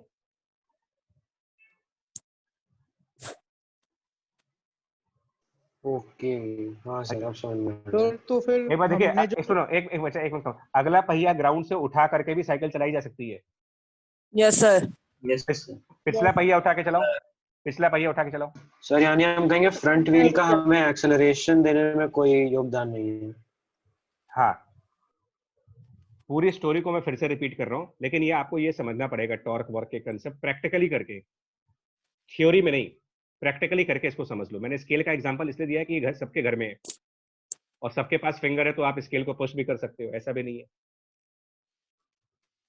तो ये कुछ मैं ऐसे एग्जांपल देता हूं जिससे के थ्रू आप रियल लाइफ में अपने आप चीजों के कंसेप्ट समझ सकते हो कि किस तरीके से होगा, और मैं भी और डिटेल में आऊंगा इसके ऊपर। बट मेरा कंसेप्ट क्या है, मैं फिर से रिपीट करता हूँ। सबसे पहले पैडलिंग स्टार्ट होती है, सबसे पहले आप पैडलिंग मारते हो, तो पैडल की वजह से पिछला पहिया घूमता है, पिछले पहिए के घूमने से उसका बॉटम पॉइंट पीछे की तरफ भागने की कोशिश करता है, फ्रिक्शन उसको पकड़ करके फॉरवर्ड डायरेक्शन में लग जाता है, फॉरवर्ड फ्रिक्शन की वजह से पूरा साइकिल आगे की तरफ एक्सेलरेट हो गया। जब पूरा साइकिल आगे एक्सेलरेट कर गया तो फ्रंट व्हील का बॉटम पॉइंट आगे भागने लगा, उस आगे भागने वाले पॉइंट को फ्रंट व्हील के फ्रिक्शन ने पकड़ करके पीछे की तरफ अपोज किया। स्टोरी समझ में आ गई आपको? Yes sir. क्लियर हो गया आपका स्टोरी? सर जी, अब बताएं। तो जो फ्रंट व्हील में ओमेगा जो है वो मतलब एक बार एक्सेलरेट कर जाएगा, मतलब घूमने लगेगा, उसके बाद लगेगा। लेकिन ये बहुत तो सर मतलब नैनो सेकंड्स के अंदर हो जाता है यार, नैनो सेकंड्स के अंदर। तो वही मैं कह रहा हूँ, बेसिकली ये एक मोमेंट की बात है ना, एक इंस्टेंट हाँ, पे ये सब एक इंस्टेंटेनियस।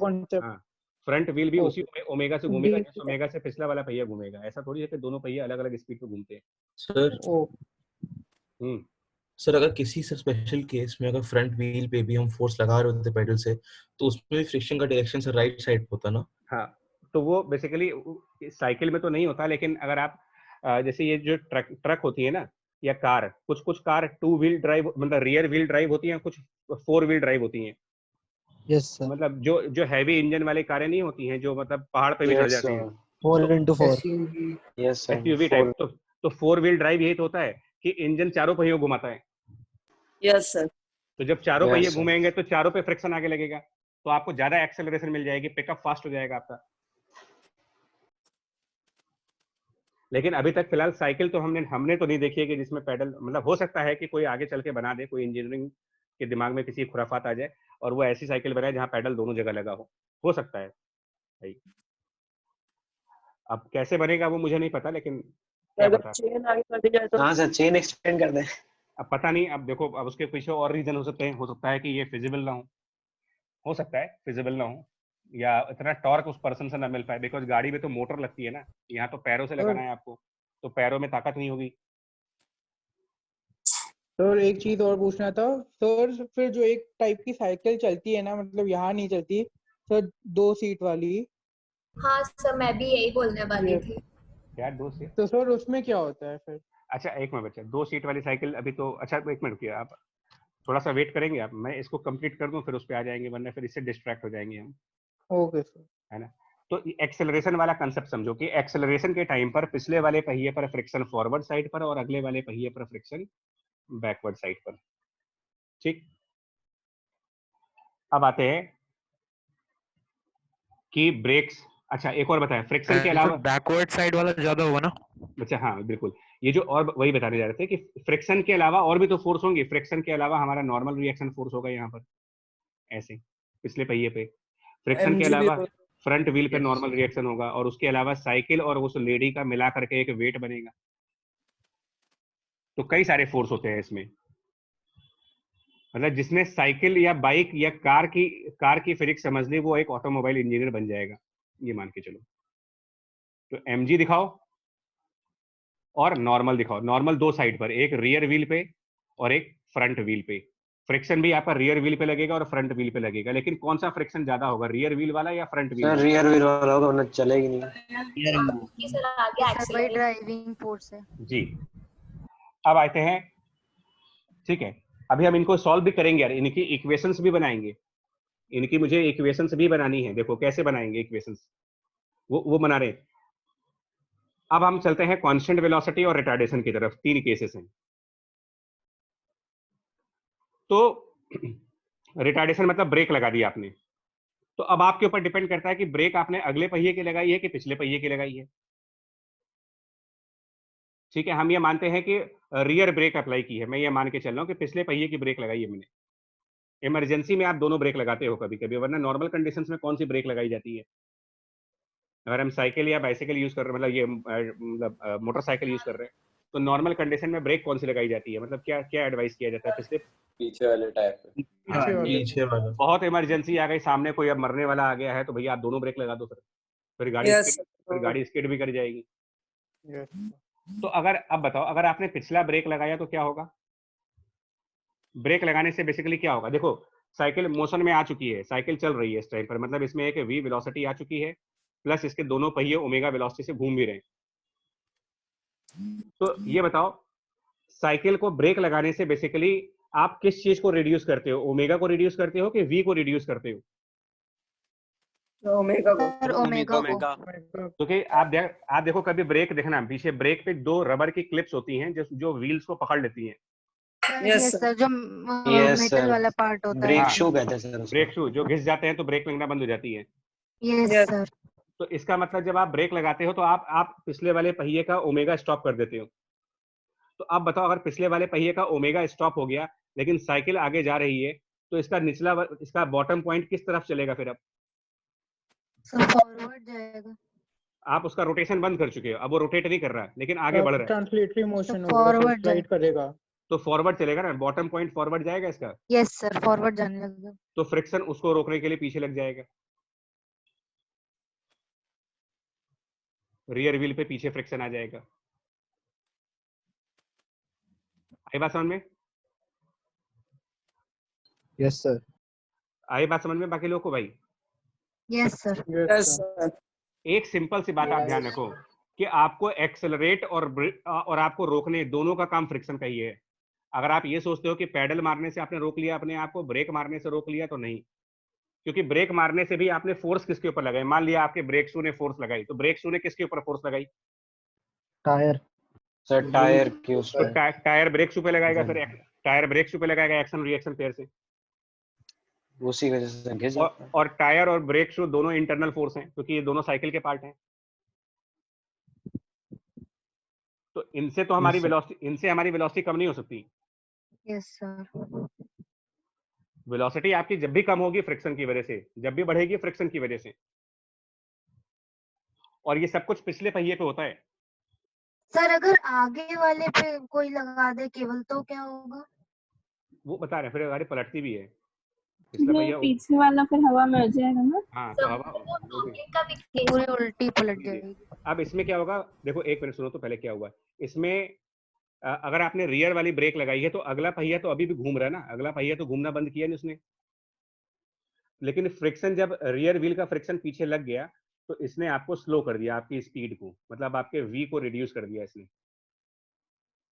अगला पहिया अभी भी अपनी मस्ती में घूम रहा है, उसको पता ही नहीं चल रहा कि साइकिल की स्पीड कम हो चुकी है, लेकिन वो उसी स्पीड में घूम रहा है।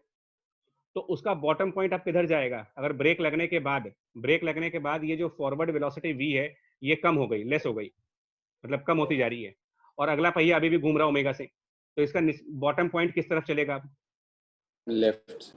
बैकवर्ड जाना चाहिए। बैकवर्ड जाना क्या चाहिए? बैकवर्ड ही जाएगा। तो उसको रोकने के लिए राइट साइड फ्रिक्शन आगे फ्रिक्शन आएगा। आगे की तरफ लगेगा। हाँ, फ्रिक्शन फॉरवर्ड साइड पर आएगा। ये थोड़ा सा डिफिकल्ट कंसेप्ट है, साइकिल के फ्रिक्शन को समझना टफ है बच्चे, पर्टिकुलरली। एक बार पहले वाले सर ये आगे वाले टायर वाला फिर से बता दीजिए। आगे वाले टायर के लिए एक बार फिर से बताइए। बता रहे हैं, एक में बता रहे। देखिए मैं फिर कह रहा हूँ, जब सब कुछ नॉर्मल कंडीशंस में आप चल रहे थे, उसके बाद आपने अचानक से ब्रेक मार दी। देखिए नॉर्मल कंडीशन में जब आप चलते हो तो आपके पास दो वेलोसिटीज होती है कांस्टेंट वेलोसिटी पे। आपकी साइकिल का टायर v स्पीड से आगे भी जा रहा होता है, दोनों चीजें होती हैं इसमें, v स्पीड से आगे भी चल रहा होता है और ओमेगा से आप रोटेट भी कर रहे हो, तो दोनों चीजें होती हैं इसमें। फॉरवर्ड मोशन और एंगुलर मोशन दोनों होते हैं कि नहीं होते हैं? आप बताओ साइकिल में। Yes sir. ठीक है, तो जो ओमेगा है उसकी वजह से वेलोसिटी पीछे है, मतलब वेलोसिटी ड्यू टू ओमेगा पीछे की तरफ है, वेलोसिटी ड्यू टू ओमेगा पीछे है, और वेलोसिटी ड्यू टू v वो आगे है। दो वेलोसिटीज है ना यहाँ पर, मैंने अभी आपको समझाया कि दो वेलोसिटीज क्यों होंगी, एक तो जो आप आगे बढ़ रहे हो उसकी वजह से, और एक साइकिल का पहिया घूम रहा है उसकी वजह से। तो ब्रेक लगने के बाद ये जो वेलोसिटी ड्यू टू v है ये कम हो जाता है, क्योंकि फ्रिक्शन लग गया ना पीछे। जब पीछे फ्रिक्शन लग गया, फोर्स आ गया, फोर्स आने का मतलब एक्सेलरेशन आ गया, तो एक्सेलरेशन पीछे की तरफ आ गया, लेफ्ट साइड एक्सेलरेशन आ गया, और बॉडी का मोशन राइट साइड डायरेक्शन में चल रहा था, तो बॉडी राइट साइड मोशन में थी, लेफ्ट साइड एक फ्रिक्शन फोर्स लगा, उसने उसको रिटार्डेट कर दिया, उसकी स्पीड को कम कर दिया, मतलब ये वाली स्पीड कम हो गई जो v वाली है, जिससे आप आगे बढ़ रहे थे वो कम हो गई स्पीड। तो आगे बढ़ने वाली स्पीड कम हो गई, इसका मतलब आप ये भी कह सकते हो कि पीछे वाली स्पीड ज्यादा रह गई, वेलोसिटी ड्यू टू ओमेगा ज्यादा हो गया, एक्सीड कर जाएगा ये। यस। तो जब पीछे वाली वेलोसिटी ज्यादा रह जाएगी तो उसको अपोज करने के लिए फ्रिक्शन फोर्स किधर की तरफ काम करना चाहिए? वहां पर आगे, फॉरवर्ड साइड पर। और मैं समझाता हूं अभी आपको, रुको और समझाते हैं भी आपको, एक एग्जांपल और लेने जा रहे हैं। अब इसको और बेटर तरीके से समझने के लिए आप यहाँ पर एक टॉर्क का कांसेप्ट समझो। और सर कांस्टेंट वेलोसिटी के केस में क्या रहेगा? बच्चा एक मिनट रुको, बता, सब आ रहा है, थोड़ा टाइम दीजिए, सब आपस में कंसेप्ट जुड़े हुए हैं। तो what is torque, basic idea मैं दे रहा हूँ, बाकी detail in the rotational mechanics, बहुत ज्यादा डिटेल पे नहीं देंगे कि टॉर्क क्या होता है, टॉर्क बाय द फोर्स का बेसिक फॉर्मूला क्या होता है, what is torque by the force. अगर मैथमेटिकल वे है तो टॉर्क बाय फोर्स निकालने के लिए फोर्स को डिस्टेंस से मल्टीप्लाई किया जाता है, फोर्स इनटू डिस्टेंस। ये बेसिकली बेसिक फॉर्मूला है यार, बेसिक, मैं बहुत डिटेल में नहीं जा रहा हूँ अभी। बट डिस्टेंस में हम कहते हैं परपेंडिकुलर डिस्टेंस। परपेंडिकुलर डिस्टेंस का मतलब क्या होता है कि जैसे मान लो बॉडी ओ पॉइंट पर आपने पिवट है, मतलब पॉइंट ओ पर बॉडी रोटेट है, पॉइंट ओ पर बॉडी रोटेट यार, एक मिनट की क्या बताएं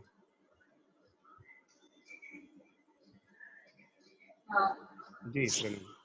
ये जो जब आप फोर्स लगाते हो ना, तो आप ये फोर्स किसी पॉइंट से कितने परपेंडिकुलर डिस्टेंस में लगाते हो, इसके प्रोडक्ट को आप टॉर्क कहते हो। आप एक बार फिर अपने स्केल वाला एग्जांपल लेने हैं बच्चा, एक बार वो वापस स्केल वाला एग्जांपल लीजिए ताकि आप इस चीजों को समझ पाएं। आपको क्या काम करना है बताऊं? आपको ये काम करना है ये कि आप इसके बॉटम पॉइंट को ना, इसका जो बॉटम पॉइंट है इसको बिल्कुल होल्ड करो, मतलब बहुत टाइट प्रेस करो इसको ताकि ये हिल ना पाए। होल्ड करो मतलब इसको प्रेस करो, बहुत टाइटली प्रेस करना है इसको ताकि वो अपनी जगह से हिल ही ना पाए। जो अपनी जगह से नहीं हिल पाता है उसी को आप पिवट कहते हो, हिंज कहते हो। और अब एक काम करना, आप स्केल के किसी भी पॉइंट पर ऊपर की तरफ फोर्स लगाओ, ऊपर की तरफ, और मुझे बताओ कि ये रोटेट कैसे करेगा। लेफ्ट साइड को होल्ड कर लो, और आप एंटी क्लॉकवाइज ऊपर फोर्स एंटी क्लॉकवाइज करेगा। करके देखो, प्रैक्टिकली करो। एंटी क्लॉकवाइज जाएगा सर। हाँ, मेरे बताने की जरूरत नहीं है, आप अपने आप करके देखिए, ये एंटी क्लॉकवाइज घूमेगा।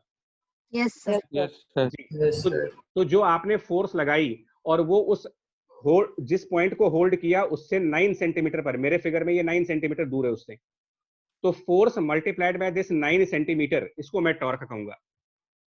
और इस टॉर्क की वजह से ये बॉडी किधर घूम जाएगी? एंटी क्लॉकवाइज, मतलब इसमें रोटेशन आ जाएगी। अच्छा, अब एक काम करिए, लेफ्ट इसकी डायरेक्शन बाहर की तरफ होगी ना? हाँ, डायरेक्शन नहीं बता रहे हैं अभी, रोटेशन का सेंस बता रहे हैं सिर्फ आपको, डायरेक्शन तो अलग है, मैंने कहा डिटेल तो बाद में आएगा। दूसरा पॉइंट, आप उसी जगह होल्ड करो और अब आप किसी और पॉइंट पर नीचे की तरफ फोर्स लगाओ। अब देखो किधर रोटेट करता है ये। सर क्लॉकवाइज करेगा, थोड़ी आसानी से करेगा। क्लॉकवाइज करेगा, करके देखो, आप थ्योरी में मत जाओ, आप अपने आप करके देख लो यार, ऊपर से पुश करके देख लो, तो ये उल्टी डायरेक्शन में नहीं घूमेगा, मतलब घूमेगा। हाँ, तो ये अगर 12 सेंटीमीटर पे लगा रहे हो, मतलब अगर मान लो आप ये एफ डैश फोर्स है और वो 12 सेंटीमीटर पे लगाया है, तो एफ डैश मल्टीप्लाइड बाय ये डिस्टेंस यानी कि 12 सेंटीमीटर, उसको मीटर में कन्वर्ट कर लेंगे, ये टॉर्क होगा। ये बेसिक मतलब है कि अगर आप किसी भी बॉडी को एक पॉइंट पर होल्ड कर लें, फिक्स कर दें एक जगह पर, और किसी और जगह पर फोर्स लगाएं, तो वो फोर्स कितने डिस्टेंस पर है मल्टीप्लाई कर दीजिए फोर्स के साथ और आपको टॉर्क मिल जाता है, उसको टॉर्क बोलते हैं। इसका डिटेल पोर्शन बहुत बाद में आएगा, बट बेसिक समझने के लिए आप ये समझ लो। और टॉर्क दो तरीके से आ सकते हैं, या तो क्लॉकवाइज टॉर्क आ सकता है या फिर एंटी क्लॉकवाइज टॉर्क आ सकता है, ये डिपेंड करता है कि आपने किस डायरेक्शन में फोर्स लगाई है। और टॉर्क का इफेक्ट क्या, एक मिनट, टॉर्क का इफेक्ट क्या होता है कि टॉर्क लगने की वजह से बॉडी जिस पॉइंट, हाँ मतलब रोटेशन में स्टार्ट हो जाती है, घूमने लगती है, टर्न करने लगती है। जी बताइए, आप क्या पूछ रहे थे? सर जैसे हम लोग ने डिस्टेंस बढ़ाया, तो जैसे 9 में लगा रहे थे, हम 12 में लगाया, तो उसके हिसाब से हमारा जो टॉर्क था वो बढ़ गया। लेकिन प्रैक्टिकली देखा जाए तो फिर जब हम थोड़ा दूर लगाते हैं तो आसानी से, तो इसका क्या रीजन हो सकता है? टॉर्क बढ़ गया इसीलिए तो आसानी हो गई, आप ज्यादा टॉर्क लगा रहे हो मतलब जल्दी रोटेट करेगा भाई, ज्यादा फोर्स लगाओगे तो जल्दी मूव कर जाओगे, ऐसे ही ज्यादा टॉर्क लगाएंगे तो जल्दी रोटेट कर जाएंगे। अब ऊपर एक एग्जांपल है, आपके पास अपनी कॉपी है, नोटबुक है आपके पास? Yes sir. Yes sir.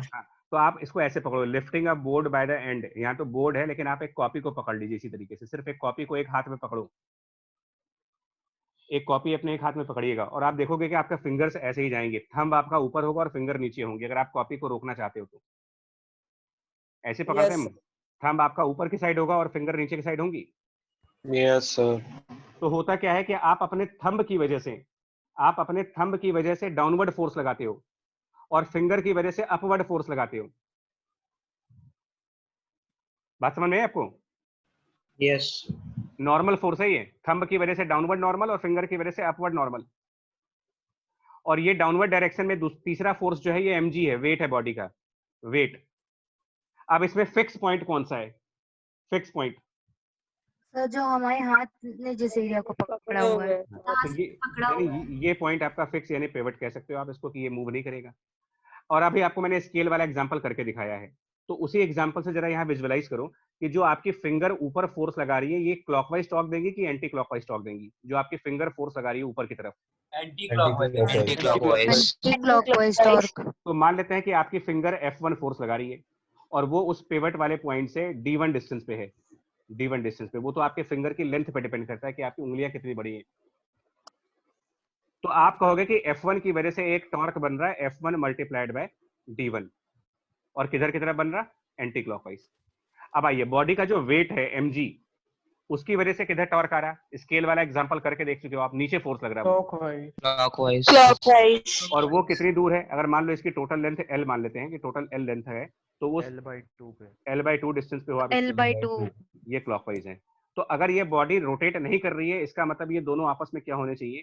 Cancel करने चाहिए। अगर कोई बॉडी रोटेट नहीं कर रही है तो इसका मतलब उस पर टॉर्क, जितना टॉर्क एंटी क्लॉकवाइज लग रहा होगा उतना ही टॉर्क कैसा लग रहा होगा? क्लॉकवाइज डायरेक्शन में। क्लॉकवाइज लग रहा होगा सर। जितना एंटी क्लॉकवाइज टॉर्क उतना ही क्लॉकवाइज टॉर्क, तब जाकर के बॉडी बैलेंस हो जाती है और रोटेट करना बंद कर देती है। सर हम थंब से भी तो लगा रहे हैं फोर्स। हाँ, अब थंब से भी लगा रहे हो, बिल्कुल सही बात है कि उसका क्या हुआ। तो देखिए टॉर्क की डेफिनेशन क्या है, फोर्स इनटू डिस्टेंस। तो थंब वाला फोर्स किस जगह, डिस्टेंस 0 है। हाँ यस सर, डिस्टेंस 0 है। तो 0 हो जाएगा। थंब वाले फोर्स में 0 डिस्टेंस है, वो उस पिवट पे ही तो लग रहा है। Yes sir. बेसिक समझ में आया आपको टॉर्क का? Yes sir. यस और वो जो दरवाजा खुलता बंद होता है वो भी यही है क्या टॉर्क? सबको सेम कंसेप्ट है, टॉर्क का यही कंसेप्ट है। वो हिंज फोर्स वाला। हाँ बिल्कुल, बट डोर का अलग, बहुत डोर की फिजिक्स भी अलग है, वो पढ़ाएंगे हम लोग रोटेशनल मैकेनिक्स में कि डोर में कैसे चलता है सब। अभी आपको मैंने ये 2 बहुत छोटे एग्जांपल दिए हैं जो आप घर में बैठे बैठे एक्सपेरिमेंट कर सकते हो। किताब को पकड़ लीजिए, स्केल को रोटेट करके देख लीजिए। बात समझ में आई आपको? सर जी सर जैसे हमने एक एंड से नोटबुक को पकड़ा और वो आगे की तरफ से बेंड होने लगी नीचे, अगर वो तो इसका मतलब mg वाला ज्यादा है। हाँ, मतलब आपके फिंगर्स में उतना प्रेशर नहीं बन पा रहा है जो आप टॉर्क को बैलेंस कर पाए। Okay sir. है ना, फिंगर्स में उतना प्रेशर नहीं होगा, या तो उंगलियां छोटी होंगी, ये हो सकता है कि ये डिस्टेंस d1 कम होगा, उंगलियां बड़ी कर लो आप तो बैलेंस कर लोगे।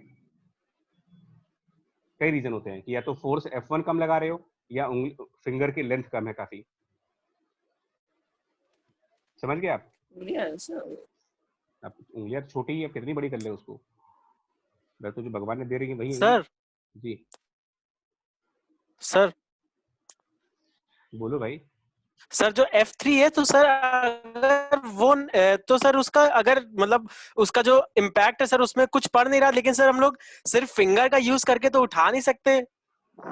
F3 उठाना थोड़ी है, सर रोकना है आपने इसको। अच्छा बैलेंस करना है इसको भाई। ठीक। अब मैं आपको समझा रहा हूँ, आंसर सुनिए। अब एक मिनट बच्चा, एक मिनट बस, अब यहाँ पर थोड़ा रह जाएगा टॉपिक, फिर आपका अभी एक भी टॉपिक पूरा नहीं हो पाया आज, पर एक मिनट रुक जाओ, बता रहे हैं। अब एक बार एक्सेलरेटेड मोशन वाले पे आ जाओ जरा। एक्सेलरेटेड मोशन पे पिछले वाले पहिए पर फ्रिक्शन किधर लग रहा था बताओ? एक्सेलरेटेड मोशन में पिछले पहिए पर फ्रिक्शन सर राइट साइड को। फॉरवर्ड डायरेक्शन में लग रहा था। Right side. और अगले पहिए पे बैकवर्ड। लेफ्ट। अच्छा, पिछले पहिए पे नॉर्मल ऊपर, ऊपर। अगले पहिए पे नॉर्मल ऊपर, और इसका वेट mg नीचे, डाउनवर्ड डायरेक्शन। ठीक है। इतने फोर्सेस काम कर रहे हैं। हम ना अब आपको जरा एक इक्वेशन बना के दिखा दें, उसके बाद आप समझिए। mg हो गया पिछले पहिए पे normal, n rear, f rear मतलब रियर व्हील का फ्रिक्शन, f मतलब फ्रंट व्हील का फ्रिक्शन, और nf फ्रंट व्हील का नॉर्मल। और मान लेते हैं कि ये पूरी साइकिल फॉरवर्ड डायरेक्शन में एक्सेलरेट हो रही है। अब आप इक्वेशंस क्या बनाओगे ये बताओ मुझे। तो सबसे पहले जब आप न्यूटन लॉ की इक्वेशन बनाएंगे, that summation of all forces should be equal to mass into acceleration, तो हमने इसमें कई बार आपसे कहा है कि लेफ्ट साइड का फोर्स और एक्सेलरेशन हमेशा पैरेलल डायरेक्शन वाले होने चाहिए। तो अगर ये मास इनटू एक्सेलरेशन लेंगे तो यहाँ पर कौन सा फोर्स एक्सेलरेशन के पैरेलल साइड पर लग रहा है? Friction on the rear wheel minus friction on the front wheel. ये पहला रूल हुआ। ठीक, दूसरा रूल समझो। जो दोनों नॉर्मल से मतलब रियर व्हील का नॉर्मल और फ्रंट व्हील का नॉर्मल ऐड हो करके इस बॉडी की वेट को बैलेंस कर देंगे, mg के बराबर है। mg, मतलब इससे ये इक्वेशन आ रही है और ये बैलेंसिंग से आ रही है। अब एक इक्वेशन कहाँ से आएगी इसको ध्यान से देखो, जो मैं आपसे कहने जा रहा हूँ। अब आप ध्यान से सुनिएगा। हम इस बॉडी का, इस साइकिल और लेडी की जो पूरी बॉडी का, मतलब यहाँ पर कहीं हम इसको एक सी पॉइंट कह रहे हैं, जिसको आगे फिजिक्स में सेंटर ऑफ मास कहा जाता है। सर इसके अबाउट टॉर्क 0 होना चाहिए। जी हाँ, तो अब टॉर्क देखना, टॉर्क बड़ा ध्यान से सुनना। हम लोग ये मानते हैं कि जो इसका सेंटर पॉइंट है, सेंटर पॉइंट वो ग्राउंड से h हाइट पर है। मान लेते हैं कि ये ग्राउंड से h हाइट ऊपर है, और दोनों व्हील्स के बीच का डिस्टेंस, दोनों पहियों के बीच का डिस्टेंस जो है, मतलब distance between the left wheel और राइट व्हील, उनके सेंटर्स का डिस्टेंस देख लीजिए, सेंटर टू सेंटर। ये डिस्टेंस पिछले पहिए के सेंटर से और अगले पहिए के सेंटर तक का जो डिस्टेंस है, इसको हम d से डिनोट कर रहे हैं, d से। समझ गए आप? h और d समझ में आ रहा है? h क्या है और d क्या है? Yes sir. Yes sir, yes sir. अब मैं आपसे धीरे धीरे क्वेश्चन पूछूंगा, स्टेप बाय स्टेप चलेंगे, आप आराम से बताना, मुझे कोई दिक्कत नहीं है। सबसे पहले आप ये बताओ कि torque by N R about centre कितना होगा? अबाउट सेंटर का मतलब सेंटर को पिवट मान लें आप, सेंटर को आप पिवट की तरीके से मान लीजिए। तो नहीं ये बच्चे ये देखो ना, कौन से सेंटर की बात कर रहे हैं आप? ये जो सेंटर साइकिलिस्ट के सेंटर की बात D/2 NR जिसको सी लिखा है मैंने, जिसको कैपिटल सी डिनोट किया है मैंने, उसकी बात कर रहे हैं, सी की, इस पॉइंट की। तो जो नॉर्मल रियर व्हील पे लग रहा है, ये फोर्स इस सेंटर से कितने डिस्टेंस पर है, उसका क्या डिस्टेंस है वहां से? D/2 C/2 तो इसका टॉर्क लिखेंगे NR मल्टीप्लाइड बाय D/2। इसका टॉर्क आप ये लिखिए, ठीक है? समझ आया? यस। ये क्लॉकवाइज है कि एंटी क्लॉकवाइज? अब ये अगर आपको ऐसा ना समझ में आया तो मैं क्लॉकवाइज लग रहा है सर। मैं आपको एक्सपेरिमेंट करके दिखा सकता हूँ। मैं आपको एक्सपेरिमेंट, ये वही बात हुई, आप ये वही बात हुई। देखो क्या बात हुई जानते हो? अगर आप स्केल वाला एग्जांपल फिर से लेना चाहो तो आपको फिर से मैं दिखा सकता हूँ कि आपको अगर वैसे ना समझ में आए तो आप इसको करके देखिए। आप स्केल के सेंटर को पकड़ लो, सेंटर को पकड़ लो, आपकी स्केल का सेंटर फिक्स कर दो, स्केल का सेंटर को पकड़ लीजिए और लेफ्ट साइड पर ऊपर फोर्स लगाइए। देखो किधर घूमता है ये, सेंटर को पकड़ लो और लेफ्ट साइड पर ऊपर फोर्स लगाओ, किधर रोटेट करता है? क्लॉकवाइज या एंटी क्लॉकवाइज? क्लॉकवाइज ही जा रहा है। आ रहा है ना क्लॉकवाइज? आ रहा नहीं आ रहा? Yes sir, yes sir, yes sir. तो आप यही लॉजिक है इसका। मतलब सेंटर के लेफ्ट साइड अगर हम ऊपर की तरफ फोर्स लगाएंगे तो वो क्लॉकवाइज टॉर्क देगा मुझे, यानी ये टॉर्क क्लॉकवाइज हुई।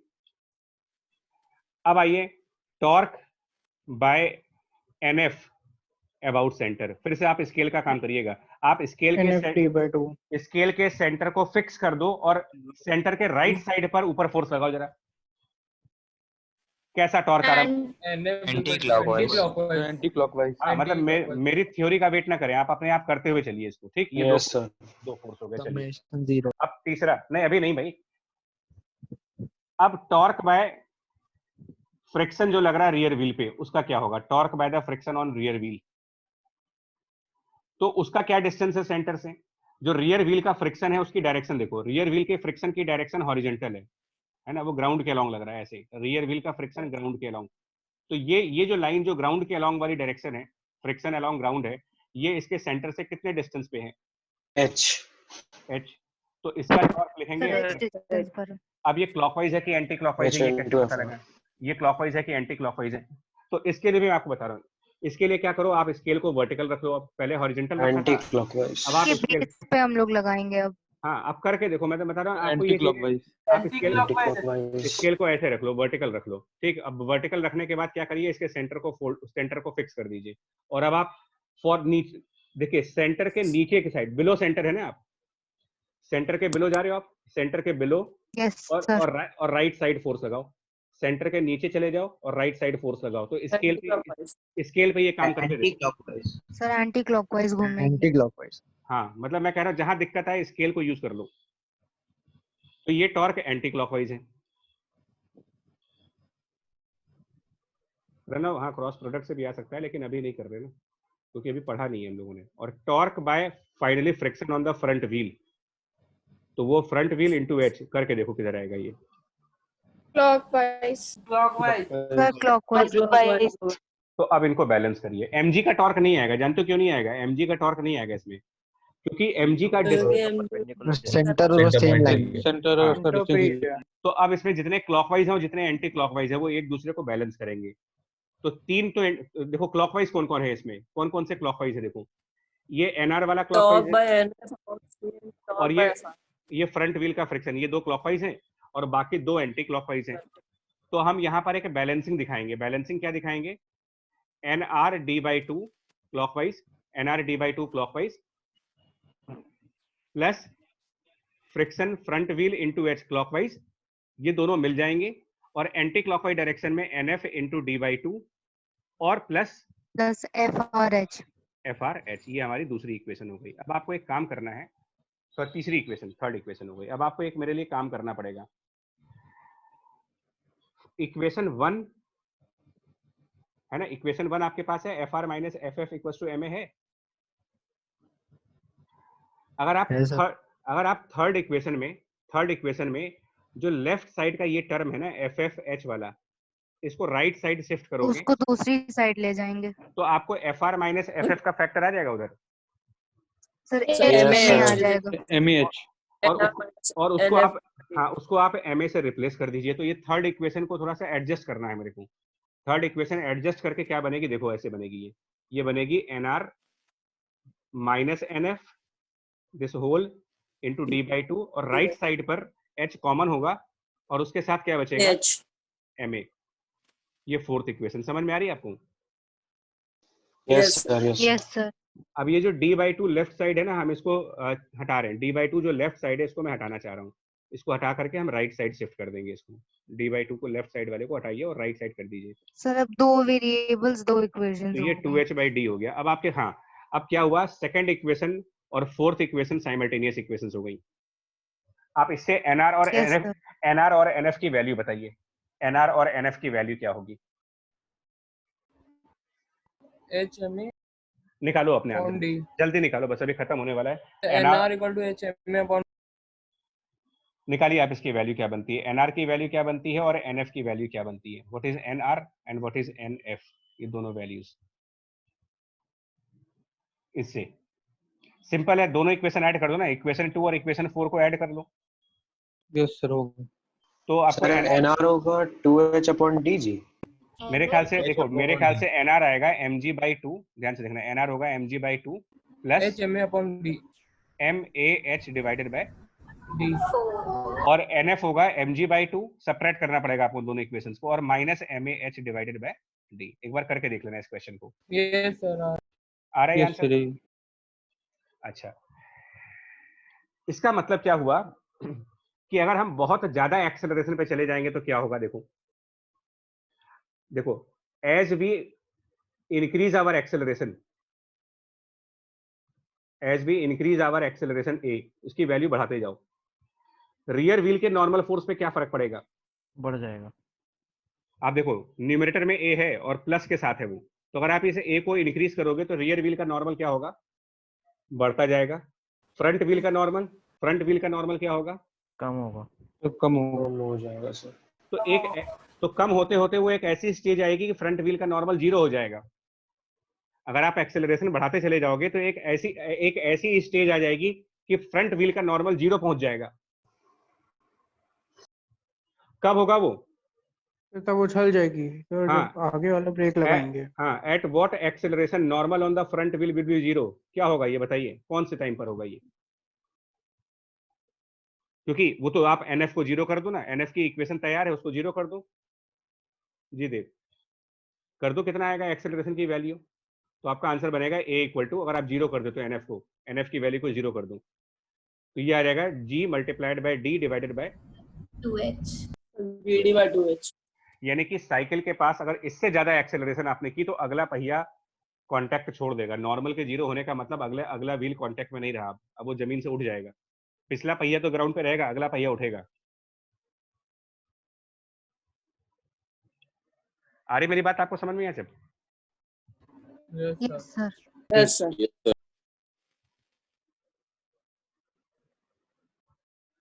साइकिल की फिजिक्स इतनी आसान नहीं है भाई साहब। आप सोचो ऑटोमोबाइल इंजीनियरिंग कितनी डिफिकल्ट होगी। अब एक नॉर्मल साइकिल की फिजिक्स नहीं समझ में आ रही है हमें। अच्छा, अगर मान लो ठीक है, मान लीजिए हमने ये लिया, मैंने 3 केसेस आपको एक्चुअली कराने थे, बट वो तीनों, एक यूनिफॉर्म मोशन कराना था, एक एक्सेलरेटेड मोशन कराना था और एक एक्चुअली मेरे को रिटार्डेटेड मोशन कराना था। बट तीनों ये अलग अलग नहीं करेंगे। क्या है, जब आपने एक्सेलरेटेड मोशन कर ही लिया है तो आप A को 0 पुट कर दो। कौन सा मोशन हो गया ये? अगर 0 एक्सेलरेशन यूनिफॉर्म मोशन हो जाएगा। हाँ, यूनिफॉर्म मोशन। जब इसका मतलब तब आपका N1 बराबर N2 आ जाएगा और तब N1 बराबर N2 बराबर mg/2 आ जाएगा अगर A को 0 पुट कर दें। और रिटार्डेशन करने का मतलब क्या होगा? अगर आप साइकिल को रिटार्डेट कर रहे हो तो भी आपका आंसर यहीं से आ जाएगा। तब आप A को नेगेटिव कर दीजिए रिटार्डेशन में। जो NF था वो उसकी वैल्यू NR वाली हो जाएगी। ऊपर वाला कम हो जाएगा, नीचे वाला ज्यादा हो जाएगा। तो ये mg/2 माइनस MAH/2, हाँ रिवर्स हो गया। MAH/D तो हमारा टाइम बच गया, तीनों केसेस हो गए actually. mg/2 plus MAH/D MAH/2 ये हो जाएगा। आस्था बच्चे डी होगा सर। हाँ जी डी होगा सर डी हो डी जाएगा। सॉरी ये डी। अरे वो मैसेज कर रहे हैं ये आउट हो गया वो आउट हो गया, उस चक्कर में हम भी आउट हो रहे हैं। चलो तो ये आ गया, मतलब कुल मिलाकर समझ देखो कौन सी व्हील पे नॉर्मल ज्यादा लगेगा, ये किस पे डिपेंड कर रहा है, कौन से व्हील पे नॉर्मल एक्सेलरेशन पे सर एक्सेलरेशन एक्सेलरेशन बताएगा। तो इसका मतलब तीनों अच्छा। और रिटार्डेशन में रिटार्डेशन में कौन सा नॉर्मल जीरो होगा, अगर होना होगा तो किसकी वैल्यू जीरो हो सकती है? पिछला वाला सर रियर वाला।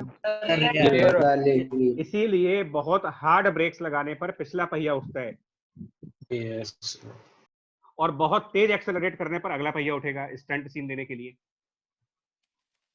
अगर आप एक्सेलरेटर को बहुत हार्ड प्रेस करेंगे तो फ्रंट व्हील उठेगा और ब्रेक को बहुत हार्ड प्रेस करोगे तो पिछला पहिया उठेगा। आई बात समझ में आपको? Yes sir. Yes sir yes sir. तो ये जो इक्वेशंस मैंने आपको बताई हैं इनको बड़े ध्यान से देखो। आपको मैंने तीनों केसेस कवर कर लिए हैं इसमें, मतलब हाँ देखिए डेरिवेशन नहीं करी है बट स्मार्टली हमने क्या कर दिया, ए को जीरो करके और नेगेटिव करके सारे आंसर्स मेरे आ चुके हैं इसके अंदर। लास्ट पॉइंट बस एक ये है कि आप साइकिल की एक्सेलरेशन कितनी कर पाओगे। तो आप बताओ यहाँ पर एक्सेलरेशन की मैक्सिमम वैल्यू क्या ले सकते हैं, आप बताइए मुझे। What can be the maximum acceleration of cycle, इसको बताओ। क्योंकि आपका कंसेप्ट ये है friction on the rear wheel minus friction on the front wheel बराबर मास इनटू एक्सेलरेशन। तो अगर मैं एक्सेलरेशन फ्रंट व्हील पे जीरो हो जाएगा, तो friction on the rear wheel minus friction on the front wheel divided by mass. तो अगर आप मैक्सिमम एक्सेलरेशन चाहते हो अपना मैक्सिमम एक्सेलरेशन, तो ये तब होगा जब आप रियर व्हील का फ्रिक्शन मैक्सिमम ले लो, फ्रंट व्हील का फ्रिक्शन मिनिमम ले लो और डिवाइडेड बाय मास कर दो। मतलब ये थ्योरी वाइज बात कर रहा हूँ, प्रैक्टिकल बात नहीं कर रहा अभी। और फ्रिक्शन की मैक्सिमम वैल्यू क्या हो सकती है? Mu into N. और मिनिमम वैल्यू फ्रिक्शन की? जीरो। तो क्या आंसर आएगा इसका मतलब? ये बहुत थ्योरी लेवल पे बहुत म्यू के एन अपॉन एम। हाँ बहुत छोटे लेवल पे बात की है मैंने। ये एक्चुअल में सच्चाई नहीं, मैं पहले बता दे रहा हूँ, डिस्क्लेमर लगा दे रहा हूँ, ये रियल नहीं है बट आपके 12th लेवल के लिए इतना चलेगा। इसका कुल मिलाकर के क्या होगा आंसर? म्यू एस जी, यानी मैक्सिमम एक्सेलरेशन म्यू इनटू जी ले सकते हो आप, इससे ज्यादा नहीं कर सकते। तो स्टैटिक वो कोफिशिएंट स्टैटिक का क्यों होगा? तो कोफिशिएंट आपने स्टैटिक फ्रिक्शन का क्यों लिया है? स्टैटिक का इसलिए लिया है कि हम स्किड नहीं कर रहे ना। देखिए साइकिल में एक और बता दें आपको कि साइकिल में काइनेटिक फ्रिक्शन कब लगता है, आपको बता देते हैं। काइनेटिक फ्रिक्शन तब लगता है जब आपके व्हील्स स्किड करें, फिसलें। नॉर्मल में हमने कहा रोल करते हो, रोलिंग में फिसलना नहीं बोलते आप, रोल करने में स्लिप नहीं होते हम। स्किड करना, रगड़ खाना जिसको बोलते हैं, रगड़ खाना। टायर जमीन को रगड़ता हुआ चला जाए। तो क्या नॉर्मल ड्राइविंग में आपका टायर जमीन को रगड़ता है, रबिंग होती है क्या उनके बीच में? No sir. No sir. लेकिन अगर आप डिस्क ब्रेक लगा दो बहुत तेज, पूरी ब्रेक लगा दो साइकिल की, मतलब साइकिल में तो नहीं होती, उसमें बाइक में डिस्क ब्रेक लगा के एक झटके में पूरी साइकिल बंद कर दूं, रगड़ते हुए नहीं चले जाते हो आप, फिसलते हुए नहीं चले जाते हो? Yes sir. तो जब आप फिसल गए तो फिर तो आप ब्लॉक की तरीके से चल रहे हो, जैसे ब्लॉक स्लाइड होता है। Yes sir.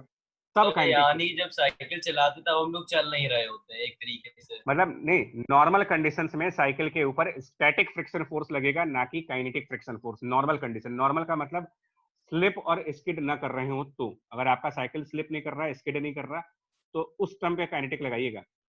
नॉर्मल कंडीशंस में जब भी फ्रिक्शन लगाएंगे आप, वो एक स्टैटिक फ्रिक्शन फोर्स होता है, क्योंकि साइकिल बिना फिसले हुए चलती है।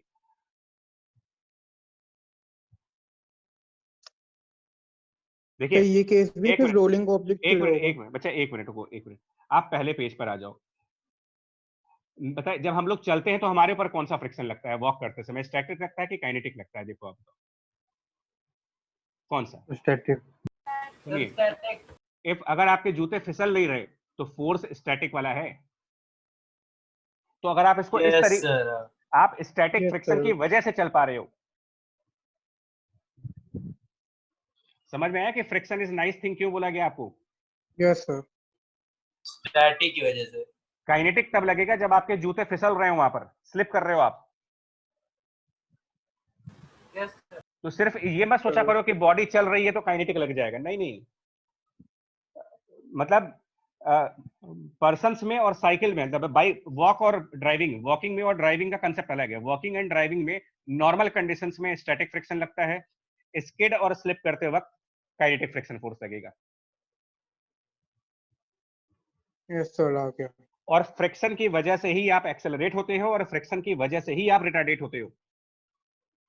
तो साइकिल का मैक्सिमम एक्सेलरेशन म्यू इंटू जी होगा, मैक्सिमम रिटार्डेशन वो भी म्यू इंटू जी होगा, क्योंकि होना फ्रिक्शन की वजह से ही है। हमारे पैडल मारने से फोर्स नहीं आती है, वो इंटरनल है। इंजन से फोर्स नहीं आता, वो इंटरनल है। कुछ लोग कहते हैं पेट्रोल डालने से चलता है, पेट्रोल डालने से आप फोर्स थोड़ी लगाते हो, पेट्रोल डालने से आप इंजन को इग्नाइट करते हो, आप वहां पर फ्यूल बर्न होता है। यस वो कोई पुश नहीं करता आपको कि आपने पेट्रोल डाला और धक्का मारने लगेगा पेट्रोल।